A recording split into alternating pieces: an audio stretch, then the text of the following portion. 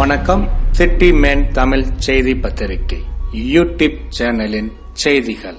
திருவெற்றியூர் கிளை நூலகம் வாசகர் வட்டம் சார்பாக சிந்தனை சாரல் 93வது நிகழ்ச்சியில் ஆரூர் எஸ். சுந்தரராமன் சிறப்புரை ஆற்றினார். திருவெற்றியூர் கிளை நூலகம் வாசகர் வட்டம் சார்பாக மாதந்தோறும் 2வது சனிக்கிழமை சிந்தனை சாரல் நிகழ்ச்சியில் முக்கிய பிரமுகர்கள் சிறப்புரை ஆற்றுவார்கள். இதன் தொடர் நிகழ்வாக 93வது மாதாந்திர நிகழ்ச்சியில் முனைவர் ஆரூர் எஸ். சுந்தரராமன் நூல் என்ற தலைப்பில் இன்று 14/6/2025 சனிக்கிழமை மாலை திருவெற்றியூர் நெடுஞ்சாலை சண்முகனார் பூங்கா அருகில் செயல்பட்டு வரும் திருவெற்றியூர் அரசு கிளை நூலகத்தில் சிறப்புரையாற்றினார். இந்நிகழ்ச்சியில் வாசகர் வட்டத்தின் தலைவர் அரிமா என். துரைராஜ் கீழடி அகழாய்வு பற்றி உரையாற்றினார். துணைத் தலைவர் குரு சுப்பிரமணி வரவேற்புரையாற்ற வாசகர் வட்டத்தைச் சேர்ந்த தொழிலதிபர் எம். மதியழகன் எழுத்தாளர் ச. கந்தசாமியின் சாயாவனம் புத்தகத்தினை பற்றி எடுத்துரைத்தார். அரசு கிளை நூலகத்தின் புதிய நூலகராக பணியில் சேர்ந்துள்ள லதாவினை அறிமுகம் செய்து அவருக்கு பொன்னாடை பொருத்தப்பட்டது. சிறப்பு விருந்தினராக கலந்து கொண்ட முனைவர் ஆரூர் எஸ். சுந்தரராமனை அறிமுகம் செய்து அவரின் சிறப்புகளை பற்றி கவிஞர் சுக நிலவரசன் எடுத்துரைத்தார். நிகழ்ச்சியில் பெரியவர் சோமு கவிதை வாசித்தார். செல்வி சுவாதி கம்பரின் இலக்கிய ரசனையை பற்றி எடுத்து கூறினார். நிகழ்ச்சியில் பங்கேற்றவர்கள் ஒன்றிணைந்து தமிழ்தாய் வாழ்த்து பாடினார்கள். சிறுமி அக்ஷயா தெய்வயானை கண்ணதாசன் பாடல் வரிகளின் சிறப்பினை எடுத்து கூறினார். நிகழ்ச்சியில் அலமேலு மற்றும் நூலகத்திற்கு வருகை தந்த வாசகர்களுடன் பொதுமக்கள், வாசகர் வட்டத்தைச் சேர்ந்த உறுப்பினர்கள் பலர் கலந்து கொண்டார்கள். வாசகர் வட்டம் பாஸ்கர் இறுதியாக நன்றி கூறினார். நிகழ்ச்சியின் முடிவில் செல்வி சுவாதி தேசிய கீதத்தினை புல்லாங்குழலில் இசைத்தது குறிப்பிடத்தக்கது.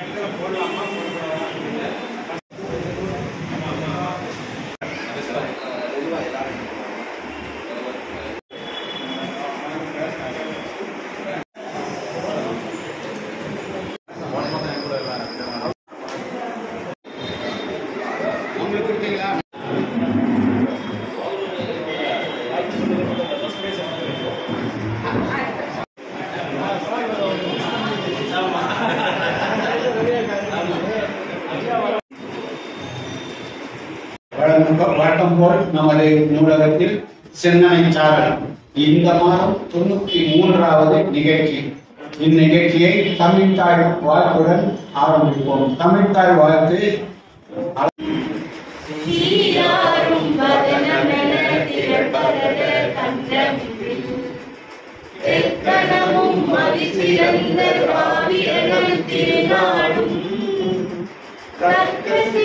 விரைநுகரும் தரிசனரும் திலகமுமே அத்திலக வாசனை போல் அனைத்துலகும் இன்பமுற எத்திசையும் புகழ் வணக்க இருந்த பெரும் தமிழனே தமிழனே உன் ஸ்ரீரவை திரவியந்து செயல்மறந்து வாழ்த்துதுமே வாழ்த்துதுமே வாழ்த்துதுமே.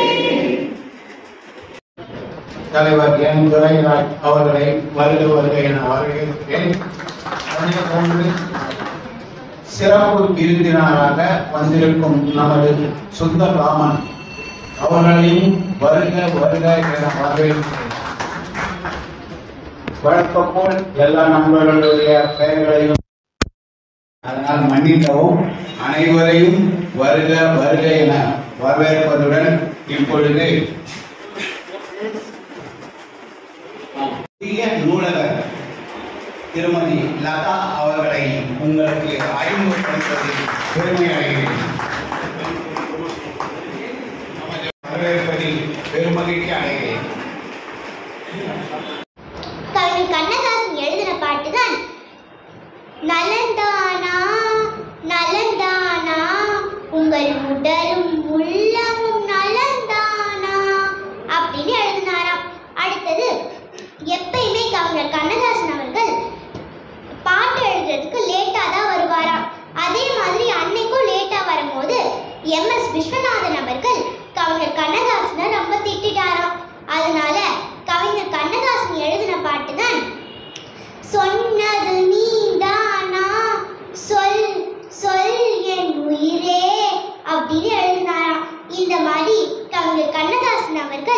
எழுதின பாட்டு மட்டும் இல்லாம எழுதின பாட்டு விதமும் நல்லா இருக்குமா.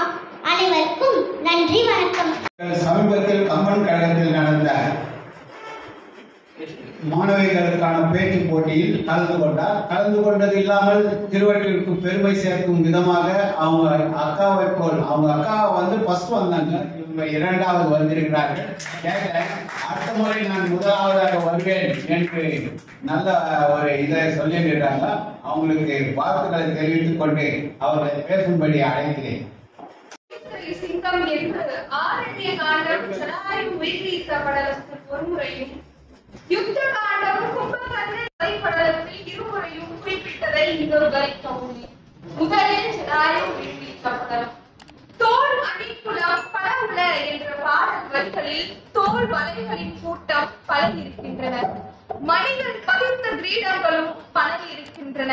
ஒளிகள் வீசும் குண்டலங்களும் பல இருக்கின்றன. ஆதலால் முதியவரும் தனித்துவமான நம்முடைய தந்தை ஜடாயுவோடு பலரும் போர் செய்துள்ளனர் என்று ராமன் எண்ணுகிறான். திருவின் நாயகன் உரை செய்ய சுமித்திரை சிங்கம் கருவின் நீடிய தோள்பல தலைப்பல என்றார். பொழுது தடாயே இந்தனை நெறிக்கோடு போனான் ஒருவனே அவன் ராவணனாம் என உரைத்தான் என்று கவி சக்கரவர்த்தி கம்பர் கோடிட்டு காட்டுகிறார். அதாவது திருவின் நாயகன் உரை செய்ய சீரையின் நாயகனார் ராமன் அவ்வாறு சொன்னபோது சுமித்திரை ஈன்ற சிங்கம் போன்ற முதல்வனான இலக்குவன் பலரும் போரிடவில்லை. ராவணனுக்கு 10 தலைகள் இருப்பதால் பல குண்டலங்கள் போரில் கீழே விழுந்திருக்கின்றன. அப்போது சுமித்திரை சிங்கமான இலக்குவன் ஒருவனை அவன் ராவணனாம் என உரைத்தான் என்று கவி சக்கரவர்த்தி கம்பர் கோடிட்டு காட்டுகிறார். அதற்கு அடுத்ததாக யுத்த காண்டம் கும்பகர்ணன் வதைப்படலத்தில் எவனையும் அச்சம் கொள்ள செய்பவனான கும்பகர்ணன் தவசியர் என்று கூறத்தக்கவரான ராமன் இலக்குவன் இங்கு காணப்படவில்லையே. அவர்கள் இருவரும் இங்கு வரவில்லையா? அவர்கள் முற்றுகையிடும்படி இந்த இலங்கை மாநகரம் அல்லாத வேறு ஒரு இலங்கையும் உள்ளதோ? அவர்கள் இருவரும் எங்கே சென்றனர் என்று அவன் எழுப்பிய குரலானது தேவர்களும் அஞ்சுமாறு உயர்ந்து விளங்கிய தனது தோள்களை தட்டி கொண்டு ஆரவாரம் செய்தான். அப்போ காலமானது வானர பெரும்படை இறந்து போக எஞ்சி நின்ற வானர கூட்டம் நிலை கெட்டு ஓடியதனால் யாரும் இல்லாத வெறிச்சோடி காணப்பட்டது. அப்படிப்பட்ட சூழலில் குன்றும் கற்களும் மரங்களும் குறைந்தன. குரங்கின் வென்றியாம் பெருஞ்சேனை ஓர் பாதையின் மேலும் அன்று தேய்ந்தது என்று உரைத்தலும் அமரர் கண்டு ஓவச் சென்று தாக்கினான் ஒரு தனி சுமித்திரை சிங்கம் என்று கவி சக்கரவர்த்தி கம்பர் எடுத்து இயங்குகிறார். அதாவது போர்க்காலத்தில் போர் புரிவதற்காக மலைகளும் கற்களும் மரங்களும் பயன்படுத்தப்பட்டன. ஆகவே அவை அனைத்தும் குறைந்து போயின. குரங்கினுடைய வெற்றி பொருந்தி அந்த சேனையானது அன்று ஒரு பாதிக்கு மேலாக தேய்ந்தது என்று உரைத்தலும் மிகவும் ஒப்பற்ற சுமித்திரையின் சிங்கம் போன்ற முதல்வனான இலக்குவன் அக்கும்பகர்ணன் இருக்கும் இடத்தை அடைந்து அவனை தாக்கினார். இவர்கள் இருவரும் கடுமையாக போர் புரிந்த நேரத்தில் தான் ஏறியிருந்த தேருடன் வில்லையும் இழந்தவனான கும்பகர்ணன் பெருங்கடல் பொங்கியது போன்ற கடும் சீற்றம் கொண்டு இலக்குவனின் இன்னுயிரை நான் குடிப்பேன் என்று சூளுழைத்து சூழப்படை எனும் கொடிய கூற்றினை தன் கரத்தில் ஏந்தி கொண்டான். இவற்றையெல்லாம் கண்ட இலக்குவன் இவன் நிலத்தில் இருந்து போரிட வேண்டி இருந்ததால் இனியும் நாம் அனுமான் தோல் மீதில் இருந்து போரிடுவது பழிப்பை உண்டாக்கும் என்று கருதி அனுமான் தோல் மீதில் இருந்து இறங்கி போரிட முற்பட்டான். உற்ற காலையின் ராவணன் தம்பி மாது உதவ இற்ற தானையின் இருமடி இகழ்படை ஏவ முற்றி அன்னது முழங்கு முன்னீர் என முடுக்கி சுற்றி ஆழ்த்தது சுமித்திரை சிங்கத்தை தொடர்ந்து என்று கவி சக்கரவர்த்தி கம்பர் எடுத்து இயம்புகிறார். அதாவது கும்பகர்ணனுடன் போரிட வேண்டி அனுமான் தோல் மீதில் இருந்து இறங்கி பூமியில் இலக்குவன் பொருந்தியதும் ராவணன் தன் இளையோனான கும்பகர்ணனுக்கு அருகில் சென்று உதவுமாறு மண்டோர் இந்த அரக்கர் படைகளை காட்டிலும் 2 மடங்கு வலிமை கொண்ட அரக்கர் பெரும் படையை ஏவிட அப்பெரும் படையினர் நிரம்பி முழங்கும் பெருங்கடல் போன்று விரைந்து சென்று சுமித்திரை பெற்ற சிங்கம் போன்ற முதல்வனான இலக்குவனை தொடர சுற்றி ஆரவாரம் செய்தனர். கவி சக்கரவர்த்தி கம்பர் இலக்குவனை சுமித்திரை சிங்கம் என்று கூறுவதற்கு ஒரு காரணம் இருக்கிறது. சிங்கம் முன்னும் பின்னும் பார்த்து செல்லும் இயல்புடையது. இதனை சிங்க நோக்கம் என்று சிறப்பிப்பது இயல்பு. சிங்கம் போல முன் நிகழ்ந்தவற்றையும் பின் நிகழ போவதையும் அறிய வல்லவன் இலக்குவன் என்ற காரணத்தினால் கவி சக்கரவர்த்தி கம்பரால் இலக்குவன் சுமித்திரை சிங்கம் என்று சிறப்பிக்கப்படுகிறார் என்று கூறி வாய்ப்பளித்தமைக்கு நன்றி பாராட்டி விடைபெறுகிறேன்.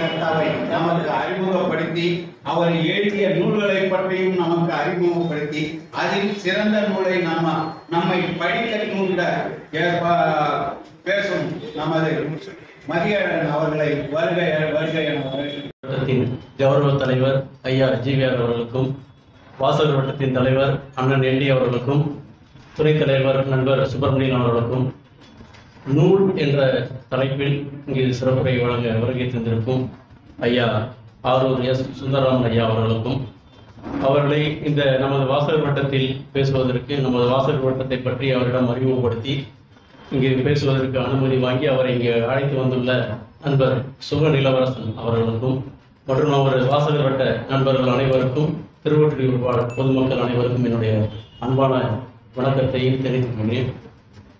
இன்று அறிமுகப்படுத்த எழுத்தாளர் சா கந்தசாமி அவர்கள். சா கந்தசாமி அவர்கள் தமிழ் இலக்கியத்திற்கு சிறந்த பங்களிப்பை செய்தவர். அவருடைய முதல் நாவல் கிட்டத்தட்ட 60 வருஷத்துக்கு முன்னாடி 1965 அவருடைய 25வது வயதில் எழுதப்பட்டது. அவருடைய முதல் நாவல் சாயாவனம் என்ற அற்புதமான ஒரு நாவல். அந்த நாவல் இன்னைக்கு 60 வருஷம் கழிச்சோம். அது ஏன் அறிமுகப்படுத்த வேண்டியது, இன்னைக்கு மக்கள்கிட்ட பரவலாக படிக்கப்படுற ஒரு சிறந்த நாவலாக இருக்கு. அந்த காலத்திலேயே சுற்றுப்புற சூழலை பற்றி எழுதின ஒரு அற்புதமான நாவல். ஒரு தனி மனித ஆசையினாலேயோ இல்லை பேராசையினாலேயோ இந்த பூமியை, வனத்தை எப்படி அழிக்கிறாங்க, வளர்ச்சின்ற பேரில் எப்படி இந்த சுற்றுப்புற சூழலை மனுஷன் பாழ்படுத்துகிறான் அப்படின்றத மிக அற்புதமாக எழுதியிருப்பாரு. அவர் நிறைய நல்ல நல்ல கதைகள், அவருடைய சிறுகதைகள், இந்த தக்கையின் மீது 4 கண்கள்ன்ற ஒரு அருமையான ஒரு சிறுகதைகள், தொலைந்து போனவர்கள் ஒரு சிறுகதைகள், நாவல் அவனானது, விசாரணை கமிஷன் ஒரு அற்புதமான நாவல். ஒரு பஸ் கண்டக்டரை ஹீரோவை வச்சு காவலர் தொழிலாளர்களுக்கும் போக்குவரத்து தொழிலாளர்களுக்கும் நடுவில் ஒரு போராட்டத்தில் ஒரு பஸ் கண்டக்டர் இறந்து போகிறத மிக அற்புதமான ஒரு கதையாக நாவலாக எழுதியிருப்பார். அந்த நாவல் 1998க்கான சாகித்ய அகாடமி விருது பெற்ற நாவல். சாயாவனம் பார்த்தீங்கன்னா ஒரு சிதம்பரம்ன்ற ஒரு மனுஷன் 2-3 வயசுலேயே கொழும்புல போய் செட்டில் ஆகிறாரு. அங்கே கொழும்புல சம்பாரித்து சிங்கப்பூர், மலேசியாலாம் போய் நல்லா தொழில் பண்ணி நிறைய பணத்தோட நம்ம தமிழ்நாட்டுக்கு திரும்பி வர்றாரு. அவருடைய அம்மாவுடைய சொந்த ஊர் சாயாவனம். இது நம்ம பூம்புகாருக்கு அருகில் இருக்கிற ஒரு ஊர். அந்த ஊருக்கு திரும்பி வராரு. அந்த ஊரில் நம்ம செட்டில் ஆகணும். கையில் நிறைய பணம் வச்சுருக்கு. ஆனால் இந்த கதை நடக்கிற காலகட்டம் பார்த்தீங்கன்னா அது ஆசிரியர் எந்த காலகட்டம்னு எழுதலை. ஆனால் அந்த காலகட்டம் 1910 1920க்கு இடைப்பட்ட காலமாக இருக்குன்னு நம்ம யூகிச்சுக்கலாம். ஏன்னா அன்னைக்கு காசு புழக்கத்தில் இல்லை, வெறும் பண்டமாற்று முறை தான். வேலை செய்கிறவங்களாம் கூலியாக நெல்லை வாங்கிட்டு போகிறாங்க. என்ன காசு, என்ன அவங்ககிட்ட பொருள் இருக்கோ அதை கொடுத்து பொருள் வாங்குறாங்க. பண்டமாற்று முறையில் அந்த காலகட்டம் அது. இவன் அந்த மாதிரி ஒரு காலகட்டத்தில் பணத்தோட, நிறைய பணத்தோட அந்த ஊருக்கு திரும்பி வரான். அந்த பணத்தை வச்சு ஒரு பெரிய தொழிற்சாலை, சர்க்கரை ஆலை, அதை நிறுவனம்னு அவனுக்கு ஒரு பெரிய கனவு இருக்குது. அந்த சாயாவனன்ற கிராமத்துக்கு வரான். அந்த கிராமம் ஒரு அழகிய கிராமம். அதில் அந்த சாயாவனன்ற ஒரு வனம் ஒரு ஐயருக்கு சொந்தமாக இருக்குது. அது ஒரு பெரிய ஏக்கர், பல ஒரு 10-30 ஏக்கர் சுற்றளவு உள்ள ஒரு குறுங்காடு.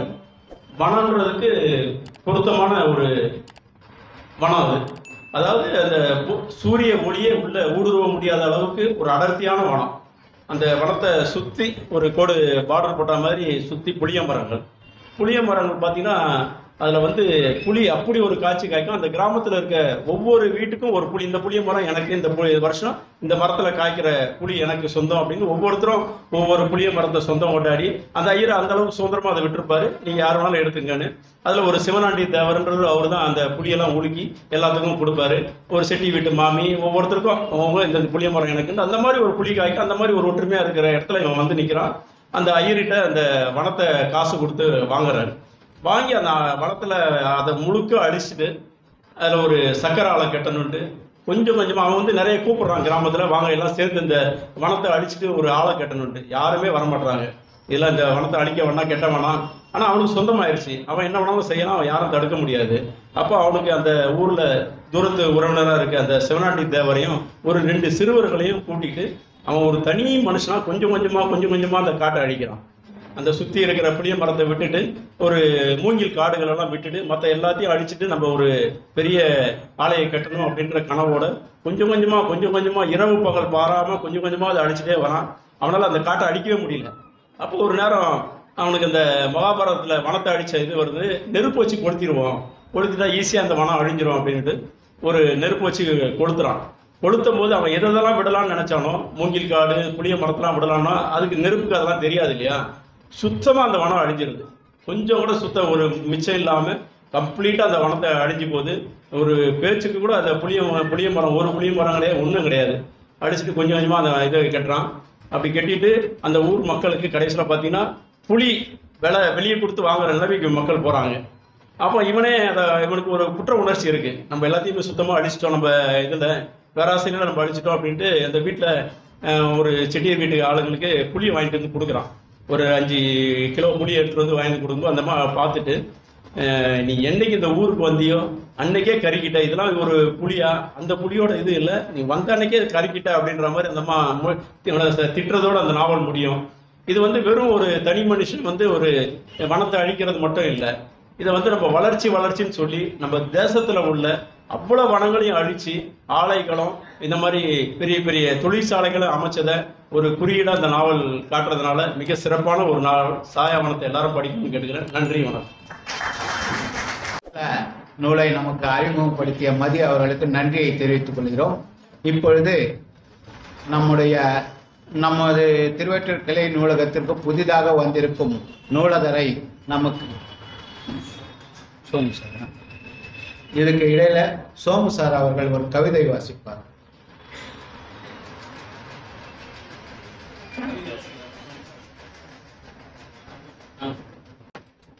தோழர்களே, அனைவருக்கும் வணக்கம். திங்கள்தோறும் மிகச் சீரும் சிறப்புமாக நடைபெறும் வாசர் வட்டத்தை தாங்கி உயர்ந்து நிற்கும் அரிய பெரிய தூண்களில் ஒரு தூணாக விளங்கும் ஐயா பாவலர் சு. பாஸ்கர் அவர்கள் 31/5/25 அன்று பணி ஓய்வு பெற்ற விழாவில் அடியே வாழ்த்திய வாழ்த்து பாவை இதோ உங்களுக்காக.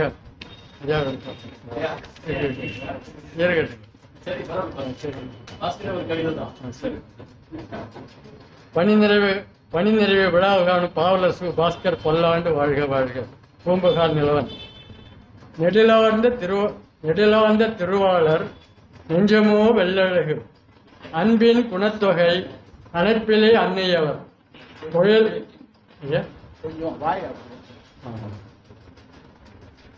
தொழிலாளர் நண்பராம், தொண்டாற்றும் தோழராம், 39 ஆண்டு முனைப்புடன் பணியாற்றி 58 நாளும் அகவை 28ஆய் என்றும் இளையவராய் எங்கிடும் பாஸ்கரவர் பணி ஓய்வு பெற்றாலும் பயணங்கள் முடியுமோ? பிற்போக்கை எதிர்க்கின்ற முற்போக்கு சிந்தனை, புரட்சி எண்ணத்தார், புதுமை கொள்கையார், எழுச்சி மிக்கவர் இனமான உள்ளவர், சாதியை மறுப்பவர் சரிநிகர் என்பவர், நாட்டுப்பற்றுடையவர், நல்லாட்சி வேண்டுபவர், தன்மானம் மிக்கவர் தன்னலம் பேணாதார், மெய்ப்பொருள் காண்பவர் மிகத் தெளிவானவர், உண்மை உளத்தவர் உலகை படிப்பவர், தாய்மொழி தமிழை தம்மூச்சாய் கொண்டவர், பாவலர் பெருந்தகை பைந்தமிழ் காவலர், புரட்டு மடமைகளை புலியென எதிர்ப்பவர், ஆளுமை திறத்தவர் அறிவார்ந்த செயல் வீரர், ஒழுக்கமுடையவர் ஒழுங்கில் சிறந்தவர், நாவடக்கம் காப்பவர் நல்லிணக்கம் கொண்டவர், புண்பட பேசார் போலி போக்கில்லார். புண்பட பேசார் போலி போக்கில்லார். பெண்மையை மதிப்பவர், பிறநலம் காப்பவர். அடக்கம் உடையவர் அடங்க மறுப்பவர். அடக்கம் உடையவர் அடங்க மறுப்பவர். உதவிகள் என்றாலே ஓடோடி வருவாராம். உதவிகள் என்றாலே ஓடோடி வருவாராம். ஐயாவின் உந்துதலால் அடியேனும் பயனுற்றேன். ஐயாவின் உந்துதலால் அடியேனும் பயனுற்றேன். செய்ததனை மறுப்பேனோ செய் நின்றி கொல்லேனே. செய் நின்றி மறுப்பேனே செய் நின்றி கொல்லேனே. இல்லத்தார் புடைசூழ என்றென்றும் நலஞ்சூழ. இல்லத்தார் புடைசூழ என்றென்றும் நலஞ்சூழ. பல்லாண்டு பல்லாண்டு பலவாண்டு ஆண்டு வாழ்வாங்கு வாழ வாழ்த்திடும் அன்பன்யான். வாழ்வாங்கு வாழ வாழ்த்திடும் அன்பயான். பூம்புகார் நிலவன் பொங்கு மகிழ்வுடன் நெஞ்சகண்டு வாழ்த்துகிறேன். நீடூழி வாழ்கிறேன். நன்றி, வணக்கம், வாழ்த்துக்கின்றேன்.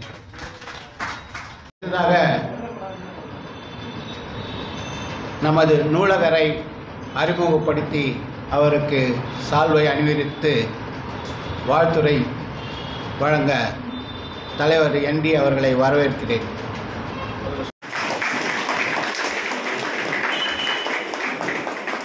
மேடம் அப்படியே இங்கே பாருங்க மேடம்.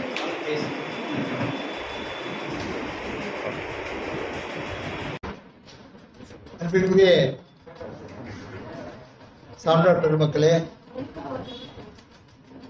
இந்த 93வது சிந்தனைச்சாரல் கூட்டத்திற்கு சிறப்பு பேச்சாளராக வருகை வந்திருக்கிற ஐயா சுந்தரராஜ் அவர்களே, நமது நூலகத்திற்கு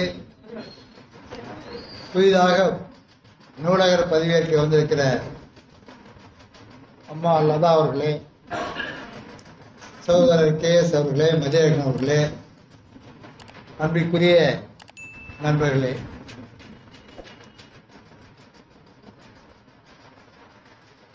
ஒரு இயல்பா ஒரு கருத்தை நான் பேசலாம்னு நினைக்கிறேன். அந்த கருத்துல பல மாற்று கருத்துக்கள் தற்பொழுதெல்லாம் வந்து கொண்டிருப்பதை நான் பார்க்கிறேன். அதே போல் என்ன நடந்து கொண்டிருக்கிறது என்பதையும் நான் பார்க்கிறேன். அதை பற்றி உங்களோடு சிறிய கருத்துக்களை பரிமாற்றம் செய்து கொள்ளலாம் என்று நான் கருதுகிறேன்.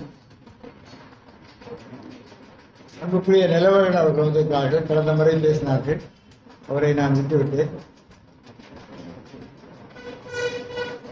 நேற்றைக்கு முன்தினம் ஒரு எதிர்பாராத ஒரு விபத்தை நாமெல்லாம் பத்திரிகையில படித்தோம், நேரிலே பார்த்தோம்.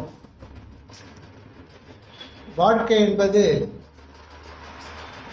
எந்த நிமிடத்தில் எது வேண்டுமானாலும் நடக்கலாம். அதனால்தான் கண்ணதாசன் கூட தன்னுடைய பாடலை சொல்லுவார், மனிதன் நினைப்பதுண்டு வாழ்க்கை நிலைக்கும் என்று, கடவுள் நினைப்பதுண்டு பாவம் இந்த மனிதன் என்று ஒரு பாடலை சொல்லுவார். அந்த ஒரு கவலைக்குரிய நிகழ்ச்சி நடந்ததை நாம் பார்த்தோம். நம்முடைய முன்னோர்கள் சொல்லியபடி வாழ்க்கை என்பது நிரந்தரமானதல்ல, எதையும் எடுத்துக்கொண்டு செல்லப் போவதில்லை. இருக்கிற வரை மகிழ்ச்சியாக அடுத்தவர்களுக்கு உதவிகரமாக வாழ வேண்டும். பிறரை பார்த்து வெறுப்போ பொறாமையோ அடையக்கூடாது. முடிந்தவரை உதவிகள் செய்து வாழ்வதே வாழ்ந்ததற்கான பொருள் என்பதை கூறியிருக்கிறார். நான் இதற்கு முந்தைய கூட்டங்கள், அதற்கு முந்தைய கூட்டங்கள் கூட நான் சொல்லியிருக்கிறேன். தமிழுக்கு அப்போதைக்கப்போது ஒரு ஆபத்து வருவதை நாம் தொடர்ந்து பல ஆண்டுகளாக பார்த்து வருகிறோம். அது வெவ்வேறு வகையிலே வரலாம். இந்திய எதிர்ப்பு என்ற வகையிலே வரலாம், இல்லை சமஸ்கிருத கலப்பு என்ற வகையிலே வரலாம். இப்படி பல வகையிலே வந்தாலும் கூட எத்தனை எதிர்ப்புகளையும் தாண்டி தமிழ் என்றைக்கும் வெல்லும், என்றைக்கும் நிமிர்ந்து நிற்கும் என்பதை நம்முடைய இலக்கியங்கள் நமக்கு வழிகாட்டி இருக்கிறது. உலகத்தில் சிறந்த இலக்கியங்களையும் சிறந்த அறிவுரைகளையும் மனித நேயத்தையும் அறத்தை பற்றியும் நம்முடைய இலக்கியங்கள் சொல்லியிருக்கிறவாறு எனக்கு தெரிந்த அளவில் மேலை நாட்டில் எந்த ஒரு பேரறிஞரும் சொல்லவில்லை என்பதை தான் மிக தெளிவான ஒரு உண்மை. அற வாழ்க்கையே சிறந்தது என்பதை நம்முடைய பெரும்பான்மையான இலக்கிய நூல்கள் நமக்கு சொல்லியிருக்கிறது. தமிழர் மிகச்சிறந்த வாழ்க்கையை வாழ்ந்திருக்கிறார்கள். நமக்கு இலக்கியத்தை தந்திருக்கிறார்கள், அறவழியை காட்டியிருக்கிறார்கள். உலகத்திற்கே யாதும் ஊரே யாவரும் கேளீர் என்று மனிதன் ஒன்று என்பதை சிறப்பாக சொல்லியிருக்கிறார்கள் என்பதெல்லாம் நாம் படித்துக்கொண்டும் பார்த்து கொண்டும் பேச்சை கேட்டுக்கொண்டும் வருகிறோம்.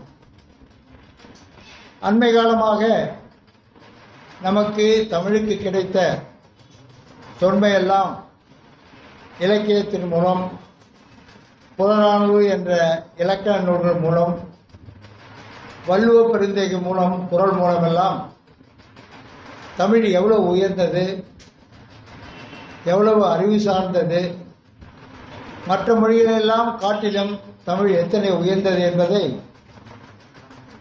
அண்மையில் நம்மோடு வாழ்ந்து மறைந்த ஐயா பரவடேறு பெருஞ்சேத்தனார் அவர்கள் பல மொழி கற்றவர், ஆய்ந்து அறிந்து தெளிவாக அவர் சொல்லிவிட்டு நமக்கு சென்றிருப்பது தமிழர்களை காட்டிலும் முற்பட்டவர்கள் எவரும் இல்லை. எனவே தமிழரும் தமிழுமே முற்காலத்தில் தோன்றியது.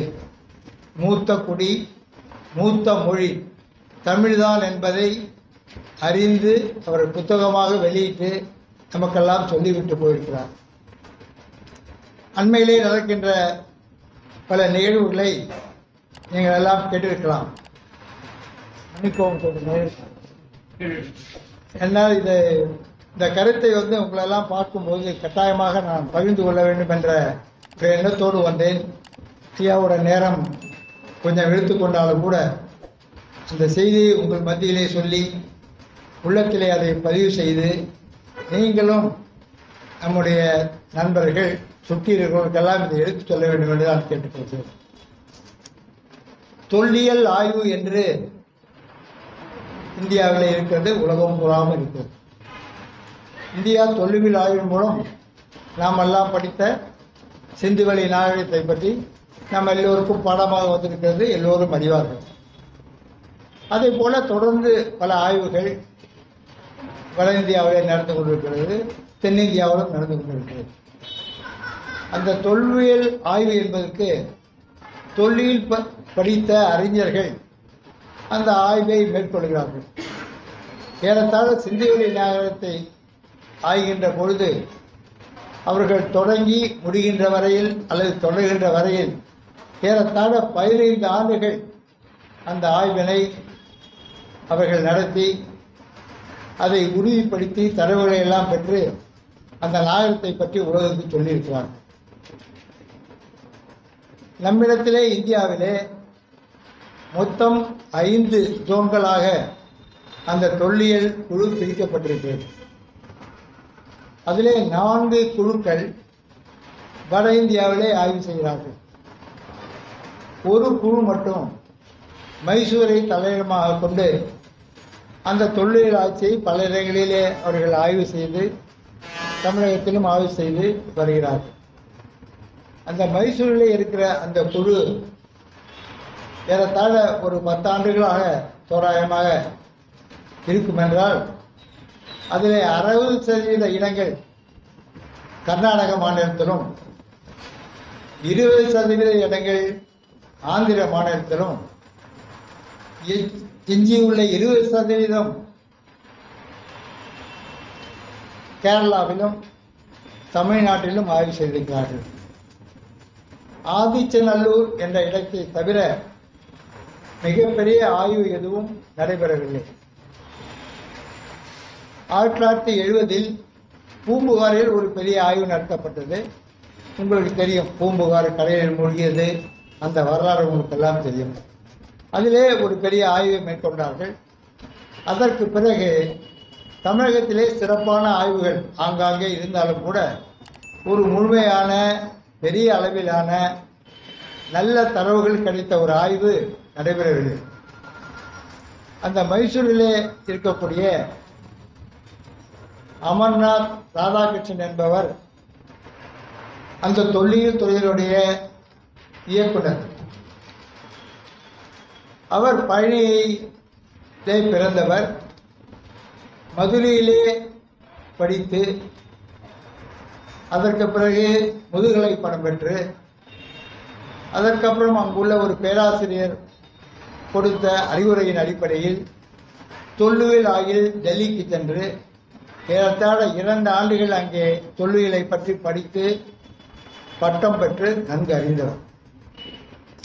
அவருக்கு அந்த பொறுப்பு வந்து வேலை தொடங்க வேண்டும் என்ற எண்ணம் வருகின்ற பொழுது, நாகரிகம் என்றால் உலகிலே எல்லா இடத்திலும் கண்டுபிடித்த நாகரிகங்கள், அது சுயமரிய நாகரிகமாக இருக்கட்டும், அல்லது மெசோடியாவா நாகரிகமாக இருக்கட்டும், அல்லது பாபிலோனியா நாகரிகமாக இருக்கட்டும், உலகிலே கண்டுபிடிக்கப்பட்ட எல்லா நாகரிகங்களும் ஏறத்தாழ நதிக்கரையிலும் நதிகளுக்கும் இடையே உள்ள இடங்களில் தான் அந்த நாகரிகங்கள் எல்லாம் ஆய்வு செய்யப்பட்டு கண்டுபிடிக்கப்பட்டு உலகம் பூராவும் அதைத்தான் இன்றைக்கு அறிவித்து செயல்பட்டு கொண்டிருக்கிறார்கள்.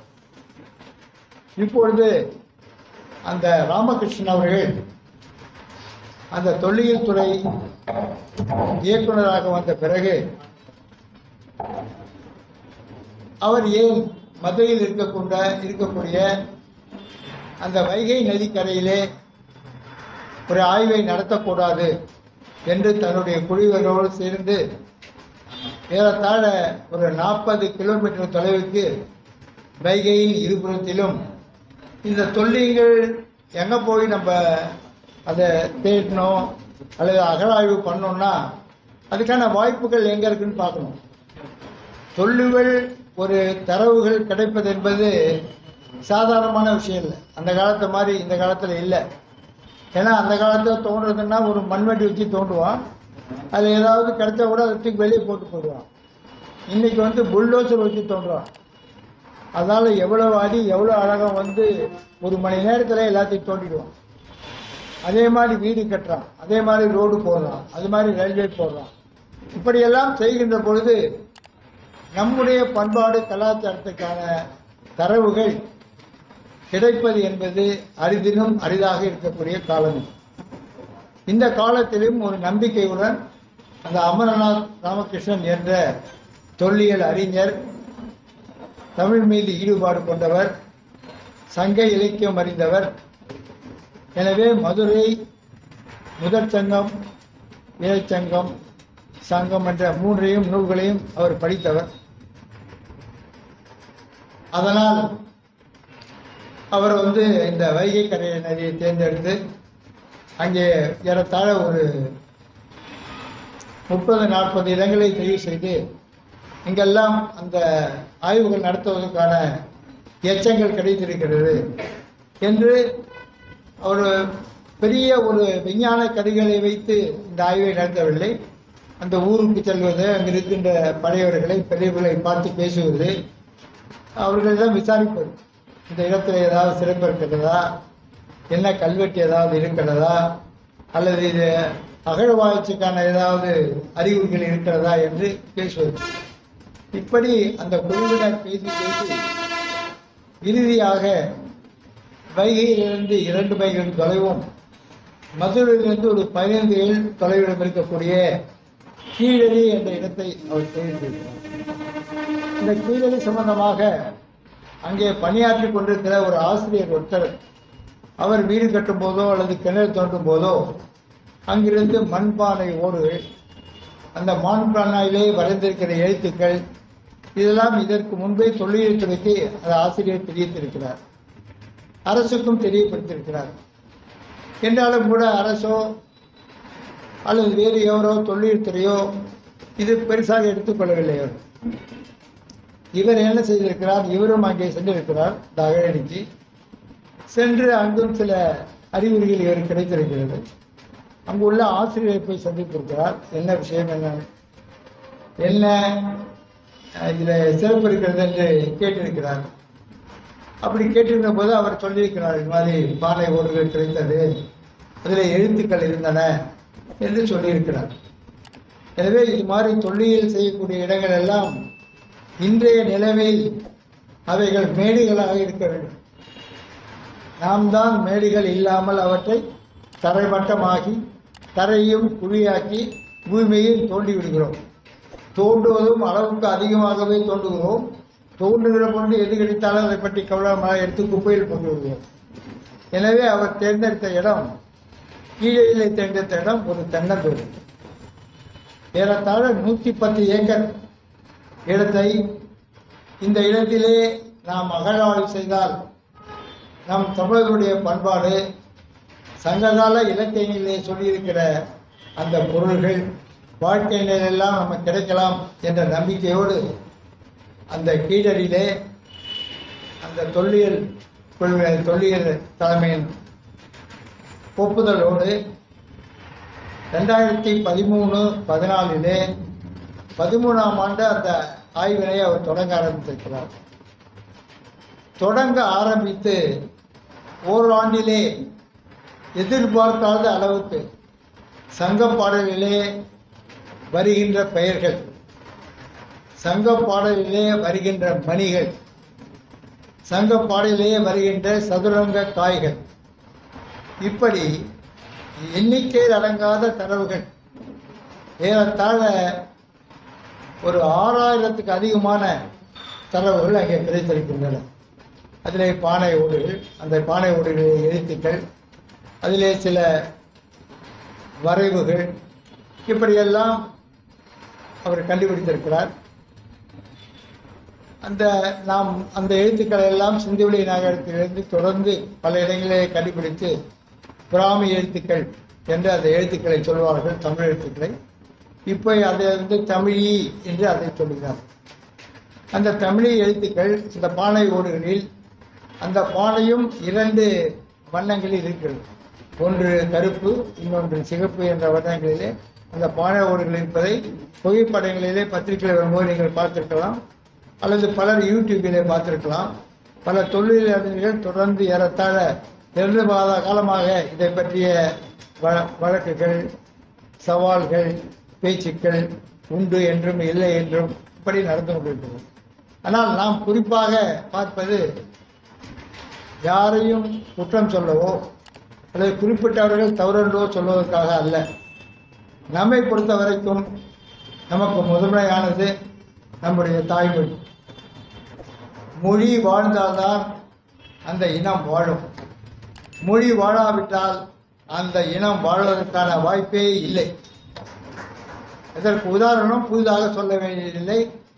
பண்பாட்டிலே, நாகரிகத்திலே மிக புகழ்பெற்ற கிரேக்கமாகட்டும், ரோமானிகளாகட்டும், இப்ரு மொழியாகட்டும், எந்த மொழியாக இருந்தாலும் அந்த மொழி பேச்சு வழக்கில் நாகரிகத்தின் தரவுகள் இல்லாதபடி இருப்பதால் அவைகள்லாம் மறைந்துவிடுது.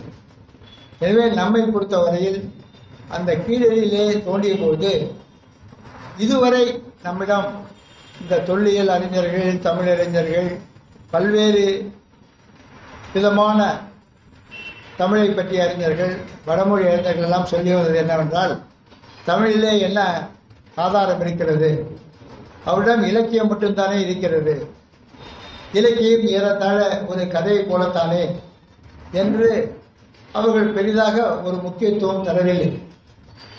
ஆனால் அதற்கு பிறகு பல இடங்களிலே தோண்டினாலும், ஆராய்ச்சியில் ஈடுபட்டாலும் அந்த ஆய்வுகள் எல்லாம் இதோ 2-3 குழிகள் போட்டு 2 மீட்டர் அளவுக்கு அதை போட்டுவிட்டு அதை தொடராமல் நிறுத்திவிட்டார்கள். அதுவும் அவர்கள் தோண்டிய இடமெல்லாம் பெரும்பாலும் அந்த மயான இடமாகத்தான் அவர்கள் தோண்டியிருக்கிறார்கள். எதிலே நமக்கு கிடைத்ததெல்லாம் முதியவர்கள் தாழி, அந்த இறந்தவர்களுடைய சடங்குகள் செய்யக்கூடிய அந்த பாத்திரங்கள், இவைகள் போன்றவற்றை தான் கிடைத்திருக்கிறது என்று நான் சொல்லவில்லை, தொல்லியல் அறிஞர்கள் சொல்கிறார்கள். அதைத்தான் அவங்கள் மத்தியிலே நான் இப்பொழுது பேசிக் கொண்டிருக்கிறேன். நான் தொல்லியல் பற்றிய அறிவோ அல்லது இலக்கியத்தை பற்றிய பெரிய ஆய்வோ எனக்கு இல்லை. இருந்தாலும் நான் அறிந்தவற்றை உங்களோடு நான் பகிர்ந்து கொள்கிறேன். எனவே நம்மளை பொறுத்த வரைக்கும் அவர் சொல்வதெல்லாம் இவர்கள் ஏதோ அந்த இறுதி மயான இடத்திலே கண்டுபிடித்த பொருட்களை வைத்துக்கொண்டு இலக்கியத்தை துணையோடு தான் இவர்கள் இலக்கியத்தை பற்றி சொல்கிறார்கள். தமிழர்கள் வரலாறை பற்றி சொல்கிறார்கள், மூத்த குடி என்று சொல்கிறார்கள், மூத்த மொழி என்று சொல்கிறார்கள். என்ன ஆதாரம் இருக்கிறது என்று அவர்கள் சொல்லிக் கொண்டிருந்தார்கள். ஆனால் கீழடி, தமிழ்த்தாயின் மடி என்ற அளவிலே மிகச்சிறந்த தரவுகள் அந்த இடத்திலே ரோமானியர்கள் பயன்படுத்திய அற்புதமான சிறந்த மணிகள், முழுவதுமாக விற்பனைக்கு செய்யக்கூடிய பொருள்கள் போன்ற அளவிலே இருக்கக்கூடிய மணிகள், பானை ஓடுகள், சதுரங்கம் ஆடக்கூடிய அந்த சதுரங்க கட்டைகள், அப்புறம் இரும்பு பொருள்கள், பெரிய ஒரு தொழிற்சாலை இருப்பதற்கான கூறுகள், செங்கற்களால் கட்டப்பட்ட வீடுகள், உரை கிணறுகள், கழிவாய் போவதற்கான அந்த ஆற்றோடைகள், தண்ணீர் வருவதற்கான அந்த வழிகள் எல்லாம் ஒரு முதிர்ந்த நாகரிகம் பெற்ற, பல்லாண்டுகளுக்கு முன் சிறப்புமிக்க வாழ்வினை பெற்ற தமிழின் வரலாறு அங்கே புதைந்து கிடந்து இன்றைக்கு அதனுடைய தரவுகள் எடுக்கப்பட்டு அது உலகம் முழுவதும் இன்றைக்கு தமிழருடைய வரலாறு என்பதும் மொழி என்பதும் வாழ்க்கை கலை என்பதும் கலாச்சாரம் என்பதும் இன்றைக்கு நிரூபிக்கப்பட்டு உலகம் முழுவதும் தவிர்க்க முடியாமல் இருக்க. சொல்லாமலும் நான் அதை விட முடியாது. ஐயா அவர்கள் கொஞ்சம் மன்னிக்க வேண்டும். ஆமாம், அதனால் அந்த தரவுகள் இன்றைக்கு கிடைத்திருக்கிறது என்பது மிகவும் ஒரு மகிழ்ச்சிக்கான ஒரு செய்தி. நாம் எல்லோரும் என்றைக்கும் நினைவிலே நிற்கக்கூடிய அளவுக்கு ஒரு கலாச்சார பண்பாட்டு ஒரு நவீன ஒரு வாழ்வினை பல்லாண்டுகளுக்கு முன்னால் அவர்கள் வாழ்ந்திருக்க என்பதற்கான சரியான தரவுகள் கண்டுபிடிக்கப்பட்டிருக்கிறது என்பது நாம் எல்லோரும் என்றென்றைக்கும் மகிழ்ச்சி அடையக்கூடிய ஒரு செய்தி. அதுக்கு ஒரு கைத்தட்டாங்க. கைத்தட்டுவது நான் சொல்வதற்காக அல்ல, தமிழனுடைய கலாச்சார பண்பாட்டு சின்னங்கள் நமக்கு கிடைத்திருக்கிறது. அந்த மகிழ்ச்சியை உங்களோடு பகிர்ந்து கொள்ளலாம் என்பதற்காகத்தான் நான் இதை சொல்கிறேன். அந்த ஓராண்டு முடிந்த பிறகு இந்த தரவுகள்லாம் கிடைத்து இந்த தொல்லியல் ஆராய்ச்சி செய்த பிறகு பல இடங்களிலே தொல்லியல் ஆராய்ச்சி செய்தால் அந்த தொல்லியல் ஆய்வாளர்களுக்கும் அரசுக்கும் மட்டுமே இதுவரை அது தெரிந்து வந்தது அல்லது சொல்லி வந்தார்கள். ஆனால் இந்த கீழடி அகழ்வாராய்ச்சி மட்டும் அது நடந்து கொண்டிருக்கும் போதே நம்முடைய அமர்நாத் ராமகிருஷ்ணன் அவர்கள் அதை பொதுவாக, அதாவது ஆங்கிலத்திலே டிரான்ஸ்பரன்சி என்று சொல்வார்களே, அதை போல வெளிப்படையாக இங்கே கிடைக்கின்ற பொருள்கள் பற்றி, இது எந்த காலத்தில் சேர்ந்திருக்கலாம் என்பது பற்றி, என்னென்ன பொருள்கள் கிடைத்திருக்கிறது என்பதை பற்றியெல்லாம் பொதுவாக எல்லோரிடம் பரவலாக அவர் சொல்ல ஆரம்பித்து விட்டார்கள். இந்த செய்தி இந்தியாவில் முக்கியமாக யாருக்கு போய் அது சேரக்கூடாதோ அவர்களெல்லாம் போய் சேர்ந்து விட்டது. அப்படி சேர்ந்து விட்ட காரணத்தால் ஒரு தொல்லியல் துறை ஆய்வாளர் ஒரு பணியை எடுத்தார் என்றால் அந்த பணியை அவர் முடிக்கின்ற வரையில் இதுவரையில் அவரிடம் மட்டுமே அது கொடுக்கப்பட்டு வந்திருக்கிறது. அவர் அந்த பணியை ஆற்றுவதற்கு 5 ஆண்டுகள் ஆகலாம், 7 ஆண்டுகள் ஆகலாம், 10 ஆண்டுகள் ஆனாலும் கூட யார் இதை ஆரம்பித்தாரோ அவரே அதை முற்றிலுமாக முடித்து அந்த பொருள்களை ஆய்வு செய்து ஒரு அறிக்கை தயாரித்து கொடுக்கும் வரை அவருக்கு கால அவகாசம் கொடுக்கப்படும். இதுதான் நடைமுறையில் இருந்த, இதுவரை இருந்து வருகின்ற ஒரு நடைமுறை, விதிமுறை. இந்த ஓராண்டில் தமிழர் பண்பாட்டு கலாச்சார சின்னங்கள் மிக அதிகமாக கிடைத்ததன் காரணமாகவும் இது பொதுமக்களும் மத்தியிலே சென்று பொதுமக்களும் இதை பற்றி பேச ஆரம்பித்து பொதுமக்கள் இதை ஒரு பிரச்சனையாக எடுத்துக்கொண்ட காரணத்தாலும் இதை உடனே நிறுத்த வேண்டும் என்று தொல்லியல் ஆய்வுத்துறையிலிருந்து அவருக்கு ஒரு உத்தரவு வந்திருக்கு. இவர் கேட்டிருக்கிறார், இன்னும் நான் முடிக்கவில்லையே, 2 ஆண்டு காலம் நான் கேட்டிருந்தேன், அதுவே முடியவில்லை, அதற்குள் ஏன் முடிக்க சொல்கிறீர்கள் என்றால், போதும் நீங்கள் இதோடு நிறுத்துங்கள் என்று அவருக்கு உத்தரவு மேலிடத்திலிருந்து வந்துவிட்டது. உடனே மதுரையில் இருக்கக்கூடிய கனிமொழி என்ற ஒரு வழக்கறிஞர் ஒரு வழக்கு தொடர்ந்திருக்கிறார். அதாவது ஆய்வுகளை தொடங்கிய பிறகு அது முற்று பெறாத நிலையில் அல்லது அந்த ஆய்வாளர் இனிமேல் எதுவும் கிடைக்கவில்லை என்று சொல்லுகின்ற வரையில் அதை நிறுத்துவது முறையல்ல. எனவே நீதிமன்றம் அதை தொடர்ந்து பணியாற்றுவதற்கு அரசுக்கு உத்தரவிடும் என்று ஒரு வழக்கை பதிவு செய்தார். ஒரு வழக்கில் தொடர்ந்து வழக்குகள் வந்து கொண்டே இருக்கிறது. காலமும் கொஞ்சம் அதிகமாக போயிட்டே இருக்கும். இருந்தாலும் விரைவாக சொல்லி முடிப்பதற்கு நான் முயற்சி செய்கிறேன். அந்த வழக்கு செய்து அப்புறமெல்லாம் அது பரவலாக அரசியலாக்கப்பட்டு அப்புறம் நம்முடைய நாடாளுமன்றத்தில் இதை பற்றி பேசலாம் பண்ணதுக்கு பிரகாரம் இன்னொரு ஆண்டு, அதாவது அக்டோபர் மாதத்திலே ஓராண்டு முடிந்து விட்டது. இந்த அக்டோபர் முடிந்து நவம்பர், டிசம்பர், ஜனவரி முடிந்து பிப்ரவரி மாதத்திலே நீங்கள் தொடரலாம் என்ற உத்தரவினை தொல்லியல் துறையிலிருந்து அவர் வாதாடி இது மக்கள் பிரச்சனையாகி நாடாளுமன்றத்தில் பேசிய பிறகு அது அவர் தொடர்ந்து ஆய்வு செய்வதற்கு அனுமதி வழங்கப்பட்டது. இதில் என்ன ஒரு ஆச்சரியம் என்றால், 2வது ஆண்டு முதலாண்டு கிடைத்ததை காட்டிலும் 2 மடங்கு தரவுகள் நமக்கு கிடைத்திருக்கிறது என்பதுதான் ஒரு மகத்தான செய்தி, மகிழ்ச்சியான செய்தி. அந்த தரவுகளின் அடிப்படையிலே ராமகிருஷ்ணன் அதையெல்லாம் எடுத்து இதையெல்லாம் மக்கள் பார்வைக்கு கொண்டு செல்ல வேண்டும் என்று அரசியல் கட்சிகளும் குறிப்பாக நாடாளுமன்ற உறுப்பினர் வெங்கடேசன் அவர்களும் இதை பத்திரிகையிலும் ஊடகங்களிலும் கட்டுரையாக எழுதி அதை ஒரு செய்தியாக எடுத்து கூறி மக்கள் மத்தியிலே மக்கள் இயக்கமாக ஏறத்தாழ இதை மாற்றிவிட்ட காரணத்தால் 2 ஆண்டுகள் அமர்நாத் ராமகிருஷ்ணன் அந்த இடத்திலே தொல்லியல் ஆய்வினை தொடங்க முடிந்தது. பல தமிழர்கள் கலாச்சாரத்தின் பண்பாட்டின் நவநாகரிக உலகத்திலே அவர்கள் இருந்திருக்கிறார்கள் என்பதை நம்மால் அறிந்து கொள்ள முடிந்தது. 2 ஆண்டு காலம் முடிந்துவிட்டது. அவர் இன்னும் அறிக்கையை தயார் செய்யவில்லை. அதற்குள் மேலும் அங்கிருந்து உத்தரவு. என்ன உத்தரவு என்றால், போதும் உங்களுடைய ஆய்வு, இதை நிறுத்திக் கொள்ளுங்கள் என்று அவருக்கு ஒரு உத்தரவு. அவர் சொன்னார், தொடர்ந்து நான் இந்த பணியை செய்து கொண்டிருக்கிறேன், மேலும் இன்னும் ஆதாரங்கள் கிடைப்பதற்கான வாய்ப்பு இருக்கிறது என்று சொன்னார். இதுவரையில் எந்த ஒரு தொல்லியல் ஆய்வாளரையும் நடுவிலே நிறுத்தி இது போதும் என்று ஓராண்டில் சொல்வதோ 2 ஆண்டில் சொல்வதோ வரலாற்றில், இந்திய வரலாற்றில் நடைபெறவில்லை. சிந்துவெளி நாகரிகமே ஏறத்தாழ 15 ஆண்டுகளுக்கு மேல் நடைபெற்றிருக்கிறது. அத்தனை ஆண்டுகள் அந்த ஆய்வு செய்துதான் அந்த முடிவினை வெளியிலே அறிவித்திருக்கிறார்கள். ஆனால் இங்கே 2ஆம் ஆண்டு நிறுத்த சொல்லி தொல்லியல் துறையிலிருந்து உத்தரவு வந்துவிட்டது. வேறு வழி இல்லை. ஏன்னால் அவரோட அரசு அதிகாரி, அவரால் முடிந்ததை சொல்லி பார்த்தார்.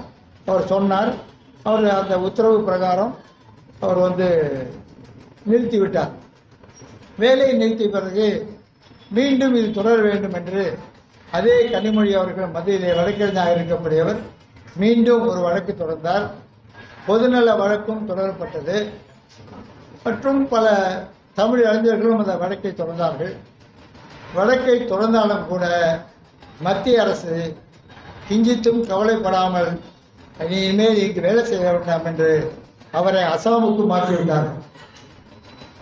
வேலை செய்கிற இடம் மதுரைக்கு அருகில் உள்ள கீழடி. ஆய்வை ஏறத்தாழ இன்னும் செய்வதற்கான வாய்ப்பு இருந்தாலும் கூட அந்த 2 ஆண்டில் செய்த அறிக்கையாக தயார் செய்வதற்கு முன்பே அவர் அசாமுக்கு மாற்றப்பட்டார்.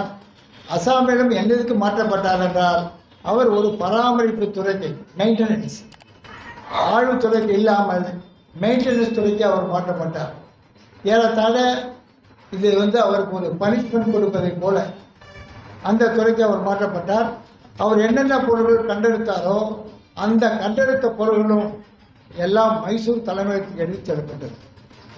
இவர் இருப்பதோ அசாம், கண்டெடுத்த பொருள்கள் வைக்கப்பட்டிருப்பதோ மைசூர். ஒரு அறிக்கை தயார் செய்ய வேண்டும் என்றால் தான் கண்டெடுத்த அகழ்வாரத்திலே கண்டெடுத்த பொருள்கள் அவர் எதிரிலே இருக்க வேண்டும், ஒப்பிட்டு நோக்க வேண்டும், தரவுகளை மீண்டும் ஆய்வு செய்ய வேண்டும்.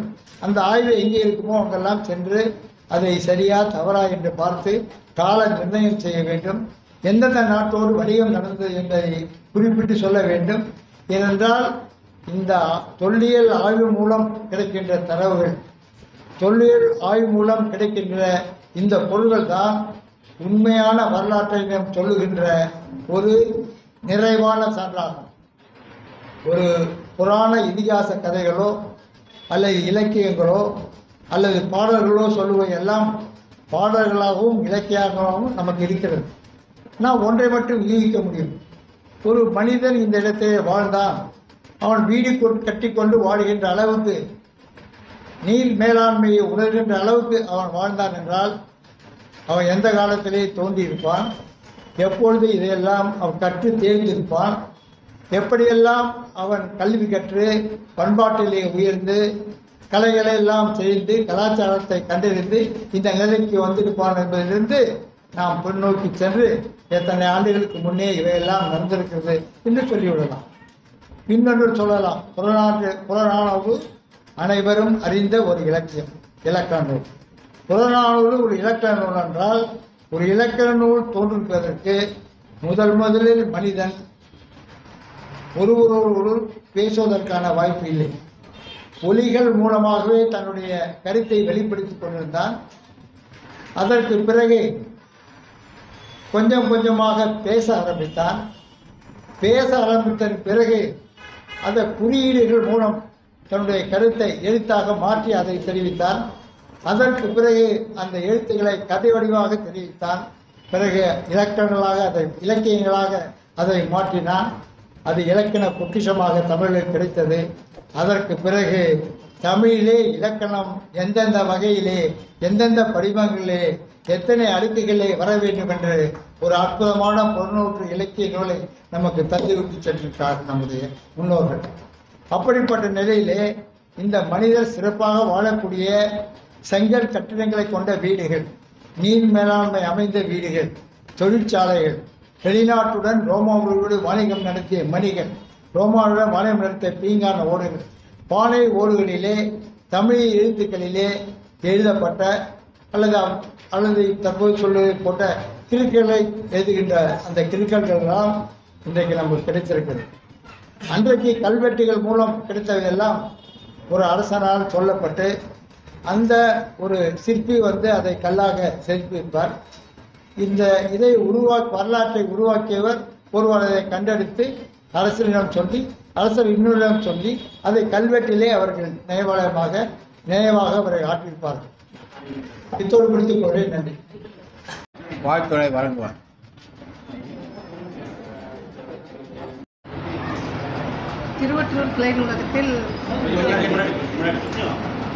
திருவொற்றியூர் கிளை நூலகத்தில் வாசகர் வட்டத்தின் சார்பாக நடத்தும் சிந்தனை சாரல் நிகழ்ச்சிக்கு வருகை புரிந்துள்ள அனைவருக்கும் வணக்கம்.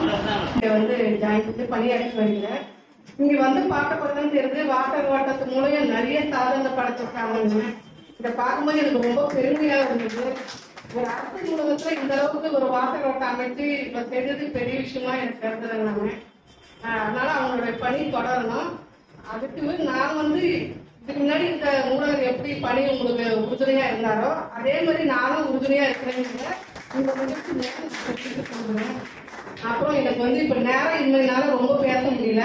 அடுத்த நிகழ்ச்சிக்கு நான் வந்தா நல்லபடியா நான் நிறைய பேசுறேன். எனக்கு வாய்ப்பளித்த அனைவருக்கும் நன்றி வணக்கத்தை தெரிவித்துள்ளேன்.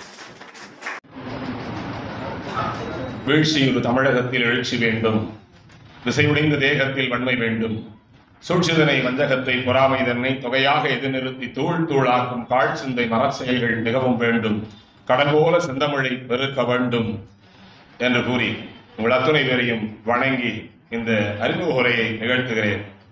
நூலகத்தினுடைய சிந்தனை சாரல் நிகழ்ச்சி நிர்வாகிகளின் மீது எனக்கு பெரிய வருத்தம், கோபம். இவர்கள் பேச்சாளர்களை வெளியே தேடிக்கொண்டிருக்கிறார்கள் என்பதிலே மிகப்பெரிய கோபம் இருக்கிறது. இவ்வளவு பெரிய ஆழமான ஒரு பேச்சாளரை வைத்துக் கொண்டு நான் ஒரே ஒரு விஷயம் சொல்லிடுறேன். இனிமேல் நீங்க அதை முடிவெடுங்க. ஒரு மாதம் என்டி ஐயா பேச வேண்டும், ஒரு மாதம் மதியழகன் ஐயா பேச வேண்டும், ஒரு மாதம் சுப்பிரமணிய ஐயா பேச வேண்டும், ஒரு மாதம் பாஸ்கர் அவர்கள் பேச வேண்டும். இது கட்டாயம் நடக்க வேண்டும். அவர்களுக்குள் எவ்வளவோ புதைந்து கிடக்கிறது, அதை வெளியேற்ற கொட்டுவோம். இல்லை, நடத்தே ஆகணும். இது இவ்வளவு பெரிய பொக்கிஷங்கள் எல்லாம் இருக்கிற போது ஐயா நீங்க சொன்னதை ஒற்றை வார்த்தையை நான் சொல்லி முடித்து விடுகிறேன். தொல்லியல் நமக்கு தொன்மை, பிறருக்கு தொல்லை. தொல்லியல் நமக்கு தொன்மை, பிறருக்கு தொல்லை. இதனால் தான் இதனுடைய எல்லை விரிவடைவது இல்லை. கண்டிப்பா ஐயா, இதன் எல்லை விரிவடையாத காரணம் இதுதான். எனவே என்னுடைய பங்களிப்புக்கு நான் வந்து விடுகிறேன். இங்கு சிறப்பு அழைப்பாளராக வந்திருக்கிறவர் என்னுடைய அருமை நண்பர். 2010ஆம் ஆண்டிலிருந்து எனக்கு இவர் பழக்கம். விடைத்தாள் திருத்துகிற பணியில் இவர்களை சந்தித்தோம். SBOA பள்ளியினுடைய மிக குழந்தைகள் மத்தியில் குழந்தையை போன்ற ஒரு ஆசிரியர், அவர்களுக்கு பிடித்த ஆசிரியர். ஒரே ஒரு சான்று மட்டும்தான், பெரும்பாலும் பெண் பிள்ளைகள் அதிகம் ஆண் ஆசிரியரிடத்திலே கருத்துக்களை பரிமாறுவதல்ல. ஆனால் சில பள்ளிகளில் சில ஆசிரியர்கள் இருக்கிறார்கள், உரிமையோடு தங்கள் குறைகளையும் கஷ்டங்களையும் உடல் சார்ந்த குறைகளையும் சொல்லி தேடல் வைக்கிற இடத்திலே இவர் மிகப்பெரிய தகப்பனாக அந்த பள்ளியிலே இருக்கிறார் என்பதை நீங்கள் புரிந்து கொள்ள வேண்டும். இதெல்லாம் புல்லரிக்கக்கூடிய விஷயம். இன்று ஆசிரியர்களை பற்றி எவ்வளவோ தவறான செய்திகள் வந்து கொண்டிருக்கிறது. ஆனால் நல்லவர்களை பற்றி யாரும் பேசுவதில்லை. கெட்டவர்களை பேசுகிறார்கள் தவிர நல்லவர்களை பேசுவதில்லை. அத்தகைய பெருமை மிகுந்தவர் இவர். இவரை பற்றி நிறைய சொல்லணும். ஒரே ஒரு விஷயம் மட்டும்தான், SBOA பள்ளியினுடைய தமிழாசிரியர் விஜய் தொலைக்காட்சியினுடைய குற்றம் நடந்தது என்ன இருக்கு இல்லைங்களா, அதனுடைய பின்னணி குரல் இவருடைய குரல் தான். வானொலி நிலையத்தில் பகுதி நேர அறிவிப்பாளராக இருக்கிறார், நிகழ்ச்சி தொகுப்பாளராக, ஆன்மீக சொற்பொழிவாளராக.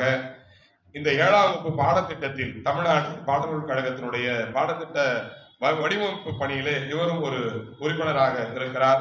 இந்த QR கோடு அப்படின்னு புத்தகங்கள்ல இந்த QR கோடை ஓபன் பண்ணீங்கன்னா அதுல வரக்கூடிய ஒலி, வாய்ஸ், பேச்சு, வர்ணனை இவருடைய குரலாகத்தான் இருக்கும். மயிலை கபாலீஸ்வரனுடைய அடிமை, அந்த கோவிலிலே தொடர்ந்து தன்னுடைய சொற்பொழிவாற்றுகிற ஒரு பேரு பெற்றவர், பிரதோஷ சொற்பொழிவாளர் என்கிற பெருமைக்கு உரியவர். இவர் எடுத்துக்கொண்ட தலைப்பு, இவர் கல்வி தகுதி எல்லாம் நிறைய சொல்லணும். MA, MPhil, PhD இதை சிறந்த முறையிலே படித்து அதை மாணவருக்கும் சமூகத்திற்கும் படைத்துக் கொண்டிருக்கிறார். இவர் பேசுகிற தலைப்பு ஒரே ஒரு வார்த்தையில் நான் சொல்லி முடிக்கிறேன், நூல் என்கிற தலைப்பு. இந்த நூல் என்கிற தலைப்பை ஏன் இவர் எடுத்தார் என்பதை நான் சிந்தித்தேன். நூல் இல்லை என்றால் அறிவும் கெடும், மானமும் கெடும். நூல் இல்லை என்றால் அறிவும் கெடும், மானமும் கெடும். புத்தகமாக வருகிற நூல் அறிவை வளர்க்கும், ஆடையாக வருகிற நூல் மானத்தை காக்கும். இந்த இரண்டும் என்பதுதான் பார்வையாக இருக்கும். மீண்டும் அவருடைய பார்வை எப்படி விரிகிறது, வளர்கிறது, நம் நெஞ்சத்தை தொடுகிறது என்பதை சிந்தித்து அவருடைய பேச்சுக்கு இடம் தந்து இடம் சார்கிறேன். நன்றி, வணக்கம், வாழ்க. பண்ணியமென் பஞ்சுபடா நூலே பலர்னருடா பாவே இன்று எஞ்சி எழுக்கேரா வியன்கலையே விஞ்சு நிறம் தோயாத சந்தமிழே சொல்லேர் உழவரகம் தீயாது சொல்விளையும் செய்யுளே தமிழே தாயே வணக்கம். பெயரே தெரியாமல் எழுதி வைத்துவிட்டு போன அந்த புலவன் தான் தமிழுக்கு தலைமகன். எல்லாம் எங்களுடையது எங்களுடையது என்று மார்கட்டிக் கொள்வதில் என்ன சிறப்பு? எல்லாம் நம்முடையது நம்முடையது என்று பொதுமைப்படுத்துவதுதானே உயர்வு. தமிழுக்கு யார் தலைகுனிவை ஏற்படுத்தினாலும் அதை தமிழே பார்த்து கொள்ளும். நாம் அதற்கு சப்பை கட்டு கட்ட தேவையில்லை. அவர்களை தமிழ் தானாகவே புறம் தள்ளும். ஏனென்றால் தமிழின் உரம் அப்படி. சிந்தனை சாரல் 93வது நிகழ்வு திருவொற்றியூர் கிளை நூலகத்தினுடைய வாசகர் வட்டம் நடத்தும் இந்த நிகழ்விலே கௌரவ தலைவராக இருக்கக்கூடிய திருவாளர் ஜி வரதராஜன் ஐயா அவர்களுக்கும், தலைவர் திருவாளர் எம் துரைராஜ் அவர்கள் நல்ல கருத்து பதிவினை தந்தமைக்கும், இவ்வளவு சான்றோர் அவையில் நான் எப்படி 50 நிமிடம் பேசுவேன் என்று யோசித்துக் கொண்டிருந்த போது நான் இருக்கிறேன்டா உன்னை காப்பாத்த என்று அவர் தன்னுடைய கருத்தை பதிவு செய்தமைக்கும், துணைத் தலைவர் திருவாளர் சுப்பிரமணியன் அவர்களுக்கும், என்னை அழைப்பதற்காக வருகின்ற திருவாளர் மதியழகன் அவர்களுக்கும், புதிய நூலகர் திருமதி லதா அவர்களுக்கும், வாசக வட்டர் நண்பர்களுக்கும், இந்த பகுதி வாழ் மக்களுக்கும், அக்ஷயா தெய்வானை அவர்கள் கண்ணதாசனை பற்றி சொல்லிவிட்டு சென்றிருக்கிறார்கள் அவர்களுக்கும், சுமித்திரை சிங்கம் என கம்பனிலிருந்து எடுத்து எண்ணி எண்ணி திட்டம் போட்டு எழுதினானோ, எண்ணாமல் எங்கிருந்தோ கொட்டினானோ, புண்ணியத்தால் உடன் பிறந்த புலமைதானோ, பொந்த பின்னர் அகன்றதாமோ, தன்னியல் சேர் தமிழன் என்கின் தவமேதானோ, அசோதனும் சனகனும் தான் தரித்த நோன்போ, விண்ணமுதின் சுவைகளெடுத்த கம்பன் பாடல் விரிந்த விதம் என்றென்றும் வியப்பே ஆகும். அப்படி அந்த பாடல்களை எல்லாம் பதம் பிரித்து ஒரு ஆசிரியரை போல எடுத்து சொன்ன சுவாதி சிங்கம் அவர்களுக்கும் கவிஞர் சோமு அவர்களுக்கும் இந்த வாசகர் வட்டத்தோடு எனக்கும் தொடர்பு ஏற்படுத்தி கொடுத்த நண்பர் சுக நிலவரசன் அவர்களுக்கும் மற்றுமுள்ள அனைவருக்கும் நெஞ்சம் நிறைந்த நன்றியை சொல்லி, இன்றைக்கு நீட் தேர்வினுடைய முடிவுகள் வெளிவந்திருக்கின்றன. மேலே நூலகத்தை சுற்றி பார்க்கின்ற பொழுது நீட் தேர்வு எழுதுவதற்கு மாணவர்கள் தயாராகலாம் என்பதையும் காட்டினார்கள். அதில் தமிழகத்தினுடைய முதலிடத்தை 6 மாணவர்கள் பிடித்திருக்கிறார்கள். 2 முதலிடம் பெற்றிருக்கிறார். ஒருவர் பெயர் சூரிய நாராயணன். அகில இந்திய அளவிலே 27வது இடம் பிடித்திருக்கிறார்கள். இன்னொரு மாணவர் புஷ்பலதா. 2 வெற்றி பெற்றிருக்கிறார்கள். நிறைய மாணவர்கள் வெற்றி பெற்றிருக்கிறார்கள். 2 முதலிடம் பிடித்திருக்கிறார்கள். அவர்களினுடைய பெயரை மட்டும் நான் பதிவு செய்கிறேன். எனவே இந்த நீட் எதிர்ப்பு என்பதை புறம் தள்ளிவிட்டு எதிர்கொள்வோம் என்பதாக மாணவர்களை உருவாக்க வேண்டும். எந்த தேர்வு வைத்தாலும் எதிர்கொள்வோம் என்பதுதான் மாணவர்களுக்கு சிறப்பே தவிர 10ஆம் வகுப்பு மாணவன் ஒருவன் தோல்வி அடைந்து விட்டால், தற்கொலை செய்து கொண்டான் என்பதற்காக 10ஆம் வகுப்பையே ரத்து செய்து விடுவோம் என்பது நம்முடைய கருத்து இல்லை. 12ஆம் வகுப்பில் ஒருவன் தோல்வி பெற்று தற்கொலை செய்து கொண்டால் 12ஆம் வகுப்பு தேர்வையே ரத்து செய்ய வேண்டும் என்று சொல்ல முடியாதல்லவா? அதுபோல தேர்வு வை, களம் காண்போம். களமும் இருக்கிறது, காலமும் இருக்கிறது. தடைகள் உண்டென்றால் தடந்தோளும் உண்டு என்று தோள் தட்டி புறப்படுபவன் தமிழன். பின்வாங்குவது இல்லை நம் நோக்கம். முன்வைத்த காலை பின் வைப்பது இல்லை நம் நோக்கம். கவலைப்பட தேவையில்லை. தொல்லியல் நமக்கெல்லாம் தொல்லை இல்லை. அது காலத்தால் நடைபெறும். எத்தனை நூற்றாண்டுகள் கழித்து இன்றைக்கு வெளியே வந்திருக்கிறது. இன்னும் 1000 ஆண்டுகள் ஆனாலும் அது தானாகவே தன்னை வெளிப்படுத்திக் கொள்ளும். அதுதான் இயற்கைக்கு உள்ள அழகு. சிறப்பு எங்கிருந்தாலும் வெளிப்படும். 1000 கைகள் மறைத்து நின்றாலும் ஆதவன் மறைவதில்லை. ஆணைகள் இட்டே யார் தடுத்தாலும் அலைகடல் ஓய்வதில்லை. எனவே இதையெல்லாம் சிந்தித்து நாம் கவலைப்பட தேவையில்லை. நான் படிக்கின்ற காலத்தில் எனக்கு ஒன்றை சொன்னார்கள். நான் பகுதி நேரத்திலே படித்தவன். மற்ற நேரங்களில் காய்கறி வித்திருக்கிறேன், லாட்டரி டிக்கெட் வித்திருக்கிறேன், புடவை வித்திருக்கிறேன். தெரு தெருவாக கூவி கூவி வித்து வந்த பணத்தில் படித்து வந்திருக்கிறேன். நான் படிக்கும் போது ஒரு கணக்கரிடத்திலே, பட்டய கணக்கரிடத்திலே, ஒரு ஆடிட்டர் இடத்துல வேலை பார்க்கிறேன்.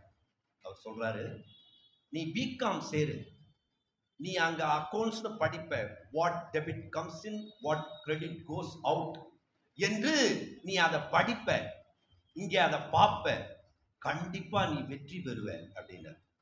பிகாம் சேர்ந்தா நான் அரியர்ஸ் வச்சிருவேன் சார், நான் போய் BA தமிழ் இலக்கியம் படிக்கிறேன். அவர் அப்ப சொல்றாரு, 30 ஆண்டுகளுக்கு இன்னும் கொஞ்சம் வச்சுங்க, இன்னும் ஒரு 6, 8, 10, 40 ஆண்டுகளுக்கு முன்பு அவர் சொல்றாரு, இல்ல தமிழ் சேராத, உன்னால நிறைய சம்பாதிக்க முடியாது, வெற்றி பெற முடியாது, நிறைய பணம் செய்ய முடியாது என்று சொன்னார். நான் நம்பி தொட்ட நூல், தமிழ் நூல் ஏணியாக இருந்து என்னை ஏற்றுகிறது. இன்னொன்னு தெரியுங்களா, ஒழுக்கமா தான் இருக்கும். ஒழுக்கம் தவறினால் உயர்வு ஒருபோதும் வராது. நீங்கள் எந்த அளவிற்கு ஒழுக்கத்தோடு பயணிக்கின்றீர்களோ அந்த அளவிற்கு உயர்வு இருக்கும். இன்னைக்கு இவங்களுடைய பேச்செல்லாம் ஏன் தெரியுமா எடுபடல? ஒழுக்கம் குறைந்திருப்பதால் எடுபடல. ஒழுக்கம் உள்ளவர்கள் ஒன்றை சொன்னால் உலகம் கேட்கும். அப்துல் கலாம் என்ன ரொம்ப பெரிய கருவியா சொன்னாரு இல்லையே. ஒழுக்கத்தோடு இருந்ததால் அது எடுபட்டது. ஒழுக்கம் இல்லாமல் சொல்கின்றவர்களினுடைய கருத்துகள் எடுபட்டார். அவர்கள் வேண்டுமானால் தலைவர்களாக இருக்கலாம், காலத்தின் கட்டாயம். ஆனால் அவர்களிடத்தில் ஒழுக்கம் இல்லை என்றால் நான் உமிழ்ந்த எச்சிலை விட கீழாக அவர்களை நான் மதிக்கிறேன். ஒழுக்கத்தின் எய்துவர் மேன்மை, இழுக்கத்தின் எய்துவர் எய்தாப்பழி. எல்லாரும் என்ன நினைச்சிட்டு இருக்கோம்? என்ன சொல்லி தராங்க இந்த திருக்குறளுக்கு? இந்த கற்றறிந்த அவையில் நூலக வாசகர் வட்டத்தின் சார்பாக கேட்கிறேன், இதற்கு என்ன பொருள் என்று நீங்கள் நினைக்கிறீர்கள்? எல்லா அறிஞர்களும் எழுதியிருக்கிறார்கள், அடையக்கூடாத பெரும்படி என்று எழுதியிருக்கிறார்கள். இந்த கருத்தோடு ஒத்து போகின்றீர்களா? நான் ஒத்து போகவில்லை. எல்லோரும் எழுதியிருக்கிறார்கள், ஒழுக்கத்தின் எய்துவர் மேன்மை, இழுக்கத்தின் எய்துவர் எய்தாப்பழி, அடையக்கூடாத பெரும்பழி. இதை நான் அப்படியே கருதவில்லை. இதற்கு நீங்கள் மிகச்சரியாக பொருள் கொள்ள வேண்டும் என்றால் சிவாஜி கணேசன் நடித்த கௌரவம் படம்.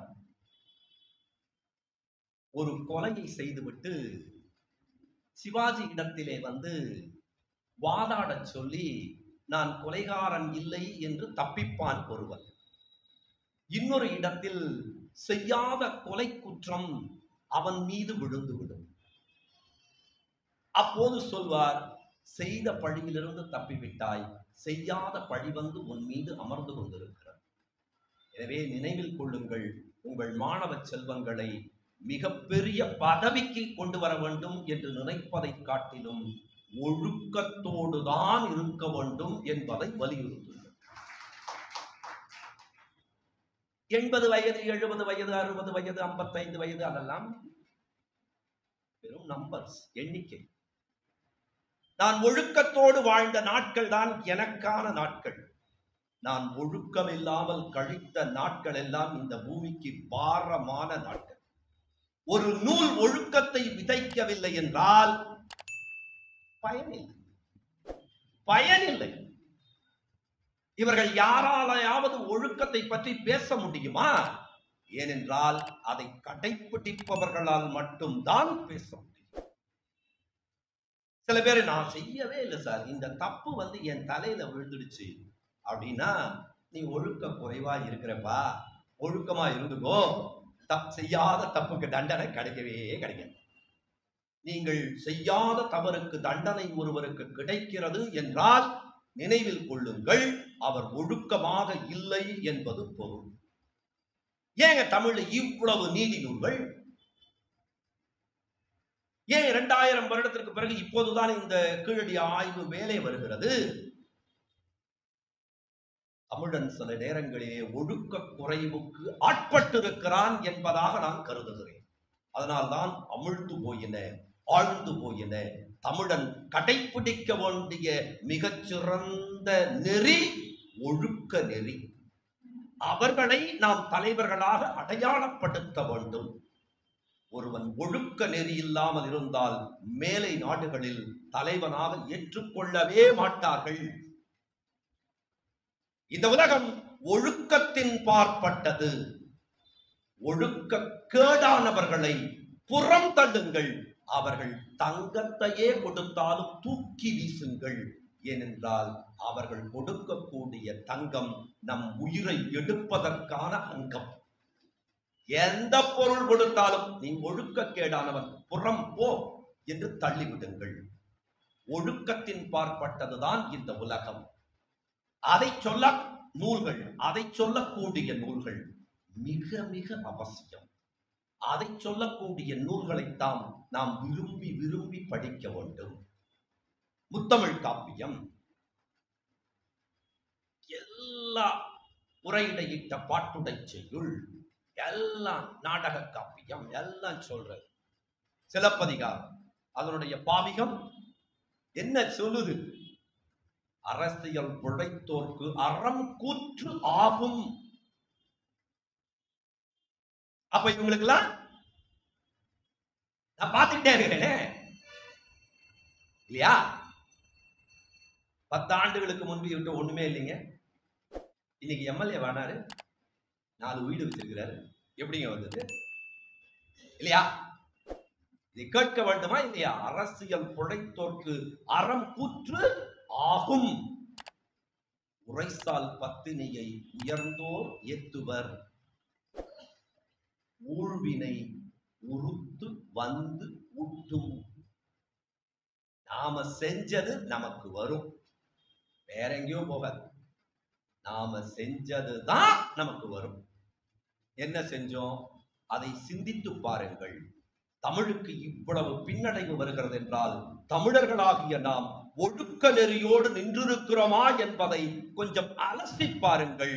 அதை அலசி பார்த்தால் தமிழினுடைய தலைமை காப்பியமான சிலப்பதிகாரம் சொல்கின்றபடி ஆட்சியாளர்களும் அதிகாரத்தில் உள்ளவர்களும் அவர்களை தேர்ந்தெடுக்க கூடியவர்களும் ஒழுக்க நெறியில் நின்றிருந்தால் இந்த நிலை வருமா? இந்த நிலை வருமா? நம்ம கஷ்டம் தரான்னு நான் 5000 ரூபாயை வாங்கிட்டு ஓட்டு போட்டா அவன் எனக்கு 50,000 ரூபாய் வரி பணத்துல ஏற்றிடுறான். தெரியறதில்லை. ஒழுக்க நெறி இல்லாதவர்களை புறம் தள்ளுங்கள். அடுத்த வரி சொல்ல திருக்குறள் ரொம்ப எனக்கு பெய்யன பெய்யும் மழை தெய்வம் தொழாள் கொழுநன் தொழுதொழுவாள் பெய்யன பெய்யும் மழை. இதுக்கு சில பேர் சப்ப கட்டு வேற. உன் பொண்டாட்டியை கூப்பிட்டு மழை பெய்யுன்னு சொல்லு, பெய்யல இல்ல அப்போ உன் மனைவி பத்தினி இல்லை. எவ்வளவு கேவலங்க. மொழி தெரியாதவர்கள், மொழியினுடைய வீரியம் புரியாதவர்கள், எது உவமை எது சொல் என்று நூலின் வன்மை புரியாதவர்கள் கொடுத்த பொருள் எல்லாம் நம்ம வாங்கி வச்சுட்டு இருக்கிறோமே. அது என்ன? தெய்வம் தொழாள் கொழுநன் தொழுதழுவாள் பெய்யன பெய்யும் மழை. இப்ப ரொம்ப வெக்கையா இருக்குதே, ஒரு மழை பெய்ஞ்சா நல்லா இருக்குமேன்னு நினைச்ச நேரத்துல மழை பெய்தால் எவ்வளவு இனிமையோ அவனுக்கு அவள் அவ்வளவு இனிமை தருபவள் என்று உவமையாக சொல்லப்பட்ட ஒன்றை நம்மால் புரிஞ்சுக்கவே இல்லையே. நூலா அதோட இயல்புலயே புரிஞ்சுக்காம இல்லையா, நாமளா ஒரு பொருளை நினைச்சுக்கிட்டு வந்தவங்க எழுதின பொருள் எல்லாம் எங்க ஆசிரியர் சொல்வார், மூலம் படி, மூலம் படிக்காவிட்டால் நிர்மூலமாகி போவாய். மூலம் படிக்கணும். மூலம் படிக்கலன்னா எப்படி கிடைக்கும்? மூல நூல் எது? இவர்கள் எழுதிய உரைகள் எல்லாம் அவரவர்களுக்கு சார்பான ஒன்றை அவர்கள் எழுதி வைத்து விட்டு போய்விடுவார்கள். நாம் யாரையும் சார்ந்திருக்க வேண்டிய அவசியமே இல்லை என்பதற்காகத்தான் கற்க கசடர கற்பவை கற்றபின் நிற்க அதற்கு தக துணைக்காலே இல்லாமல் இந்த திருக்குறளை எழுதியிருக்கிறார். யாருடைய உரையையும் படிக்காதீர்கள், நீங்கள் படியுங்கள், தானாகவே அது உங்களுக்கு விளங்கும், தானாகவே விளங்கும். இன்னொன்று தெரியுங்களா? கற்க கற்க கசடர கற்க கற்பவை கற்க கற்றபின் கற்க கற்க நிற்க நிற்க அதற்கு தக கற்க. படிச்சபடி எவனால வாழறானாங்க? படிச்சபடி எவனால வாழறானா? படிச்சபடி வாழணும் இல்லைங்க, அதுக்கு தானே படிப்பு. எவன் வாழறான்? கேட்டா fittest to the survival sir. அப்படியெல்லாம் இருக்க முடியுமா சார் அப்படின்னு நான் சொல்றது யாரோ பொது ஆள்ல சொல்லலைங்க, ஆசிரியர்களிலேயே சிலரை சொல்கிறேன். ஆசிரியர்களிலேயே சிலரை சொல்கிறேன். இருக்க முடியுமா? அப்படி ஒழுக்கம் குறைவா இருந்துட முடியுமா? அவர்கள் தகுதியானவர்களா? அறிவுடையவர்கள் அல்ல. தகுதி என்பது ஒழுக்கத்தின் பார்ப்பட்டது. நீங்கள் நினைவில் கொள்ளுங்கள், ஒழுக்க கேடானவர்களை வரக்கூடிய இடத்திலிருந்து 2026 என்றே நான் வெளிப்படையாக சொல்கிறேன், ஒழுக்க கேடானவர்களை புறம் தள்ளுங்கள். ஒழுக்கமானவர்கள் மேலே வந்தால் எல்லாம் ஒழுக்கமாக அமையும். நூல் சொல்லித் தருவது அதுதானே. போதலிலும் மிகச் சிறந்தது ஒழுக்கம் என்ற உண்மைதானை மாணவர்கள் உணர்தல் வேண்டும். மேதினியில் சிறப்புற்ற மனிதரெல்லாம் சிறப்புற்ற காரணம் நல்லொழுக்கமேதான். ஒழுக்கம் எங்க இருக்கு? ஒழுக்கம் எங்க இருக்கு? நான் பேர் சொல்ல விரும்பல. குடியரசுத் தலைவராக இருந்ததற்கு பிறகு ஒருவர் குடியரசு மாளிகையை காலி செய்து செல்கிறார். அதன் பிறகு தகவல் அறியும் உரிமை சட்டத்திலே ஒருவர் கேட்கிறார், குடியரசு மாளிகையில் இருந்த குடியரசுத் தலைவர் எந்த பொருளை எல்லாம் எடுத்து சென்றார் என்று பட்டியல் கேட்கிறார். அதன் பிறகு 2 லாரியிலே எடுத்து சென்ற பொருட்களை எல்லாம் மீண்டும் குடியரசுத் தலைவர் மாளிகைக்கு அவர் அனுப்புகிறார். முதல் குடிமகனே இப்படி இருந்தால் கடைசி குடிமகன் ஆகிய நான் எப்படி இருப்பேன்? 2 பெட்டியோடு வந்தார் அப்துல் கலாம், 2 பெட்டியோடு மீண்டும் புறப்படுகிறார். அப்போ 11வது குடியரசுத் தலைவர் தான் அப்துல் கலாம். ஆனால் இன்றைக்கு 15வது குடியரசுத் தலைவர் வந்ததற்கு பிறகும் குடியரசுத் தலைவர் என்று மாணவர்களிடத்திலே கேட்டால் கலாம் ஐயாவினுடைய பெயர் தான் நிற்கிறது. ஏனென்றால் ஒழுக்கம்.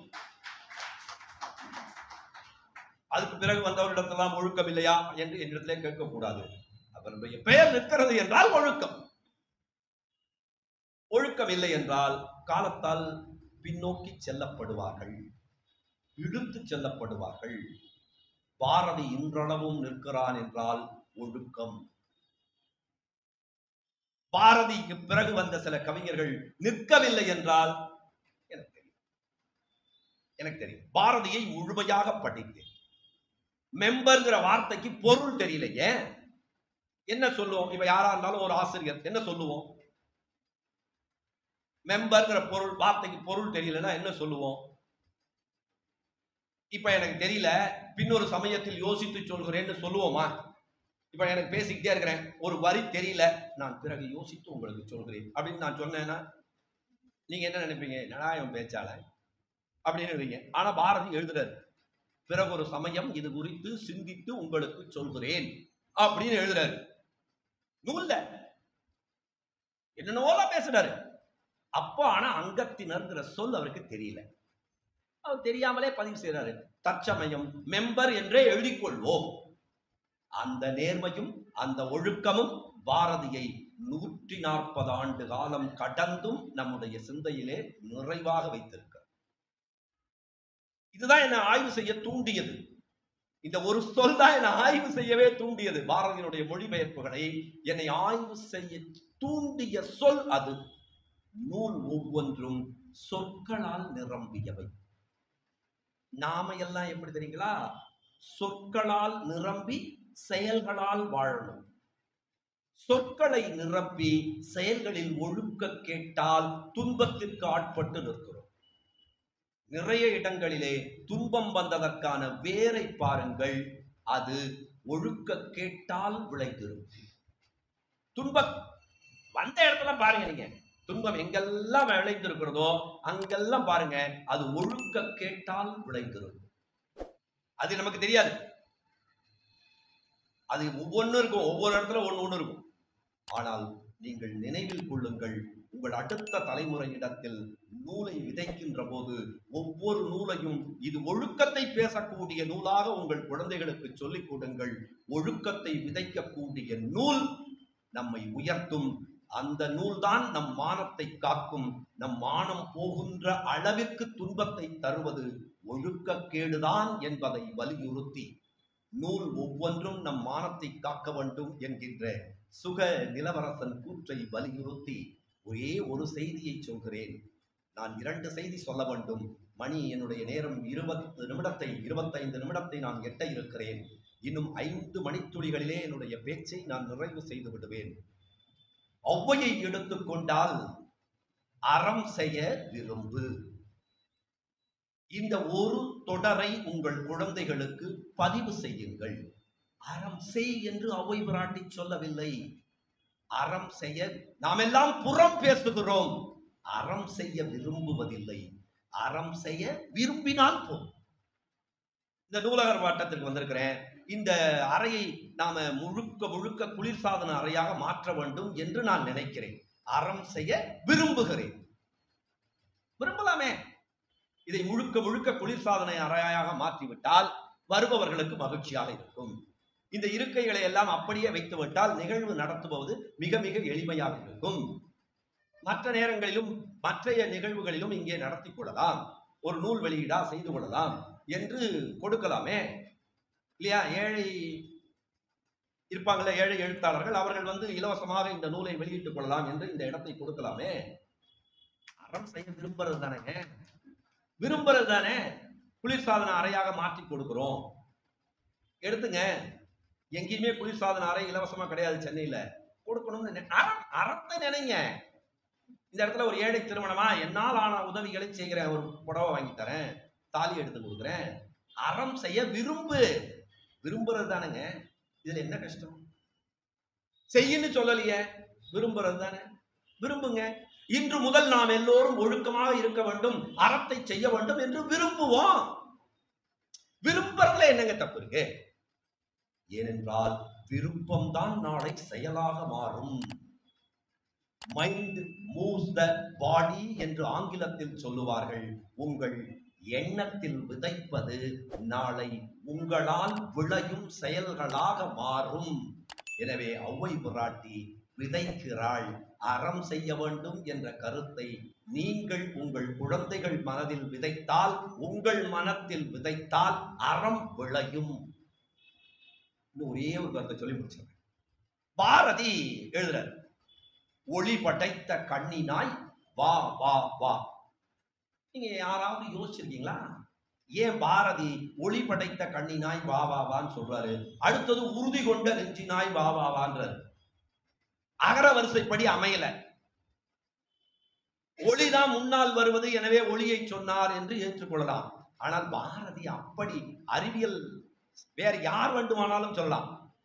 ஏன் பாரதி ஒளி படைத்த கண்ணினாய் வா வா வா என்று எழுதினார்? முதல்ல அறிவு சார்ந்த இந்த அவையிடத்திலே சொல்கிறேன், நம் உறுப்புகளிலேயே கண் ஒன்றுதான் தலைகீழாக விழும் பிம்பத்தை மூளைக்கு அனுப்பி நேர்படுத்தி மீண்டும் நம்முடைய அறிவுக்கு சொல்லி வந்திருப்பது சுக நிலவரசன் என்று காட்டுகிறது. பிம்பம் தலைகீழாக விழும், அதை மூளைக்கு அனுப்பி நேராக்கி நம்முடைய அறிவுக்கு புலப்படுத்துகிறது. பாரதி எழுதும் போதே சொல்லிவிட்டான், இந்த உலகில் எல்லாம் தலைகீழாகத்தான் இருக்கும், நீ உன்னுடைய அறிவின் திறம் கொண்டு அதை நேர்படுத்தி பார்க்க வேண்டும், அல்லனவற்றை தள்ளி நல்லனவற்றை அள்ளி இந்த வாழ்க்கையில் உயர வேண்டும் என்பதற்காகவே ஒளி படைத்த கண்ணினாய் வா வா வா. எவ்வளவு அழகான வார்த்தை. எல்லாரும் படிச்சிருப்போம், சித்திரமும் கைப்பழக்கம். அடுத்த வரி செந்தமிழும் நாப்பழக்கம். அடுத்த வரி இல்லைங்கய்யா,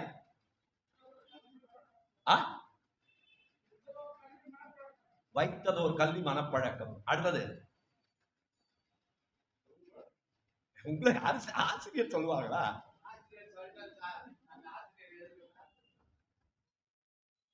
ஏன் தெரியுங்களா? நான் அதனாலதான் சொன்னேன், நமக்கு தமிழை வளர்க்கிறோம் என்று சொல்லிக் கொண்டு நம்முடைய அடி வேரை அறுத்திருக்கிறார்கள். அதை நாம் தெரிந்து கொள்ள வேண்டும். நட்பும் தயையும் கொடையும் பிறவி குணம். நட்புங்கிற போர்வையில கயமை ஒளிந்து கொண்டிருக்கிறது, தயைங்கிற போர்வையில வன்மம் ஒளிந்து கொண்டிருக்கிறது, கொடை என்ற போர்வையிலே போலித்தனமும் ஆடம்பரமும் ஒளிந்து கொண்டிருக்கிறது. ஆனால் நட்பும் தயையும் கொடையும் புறவி குணம்.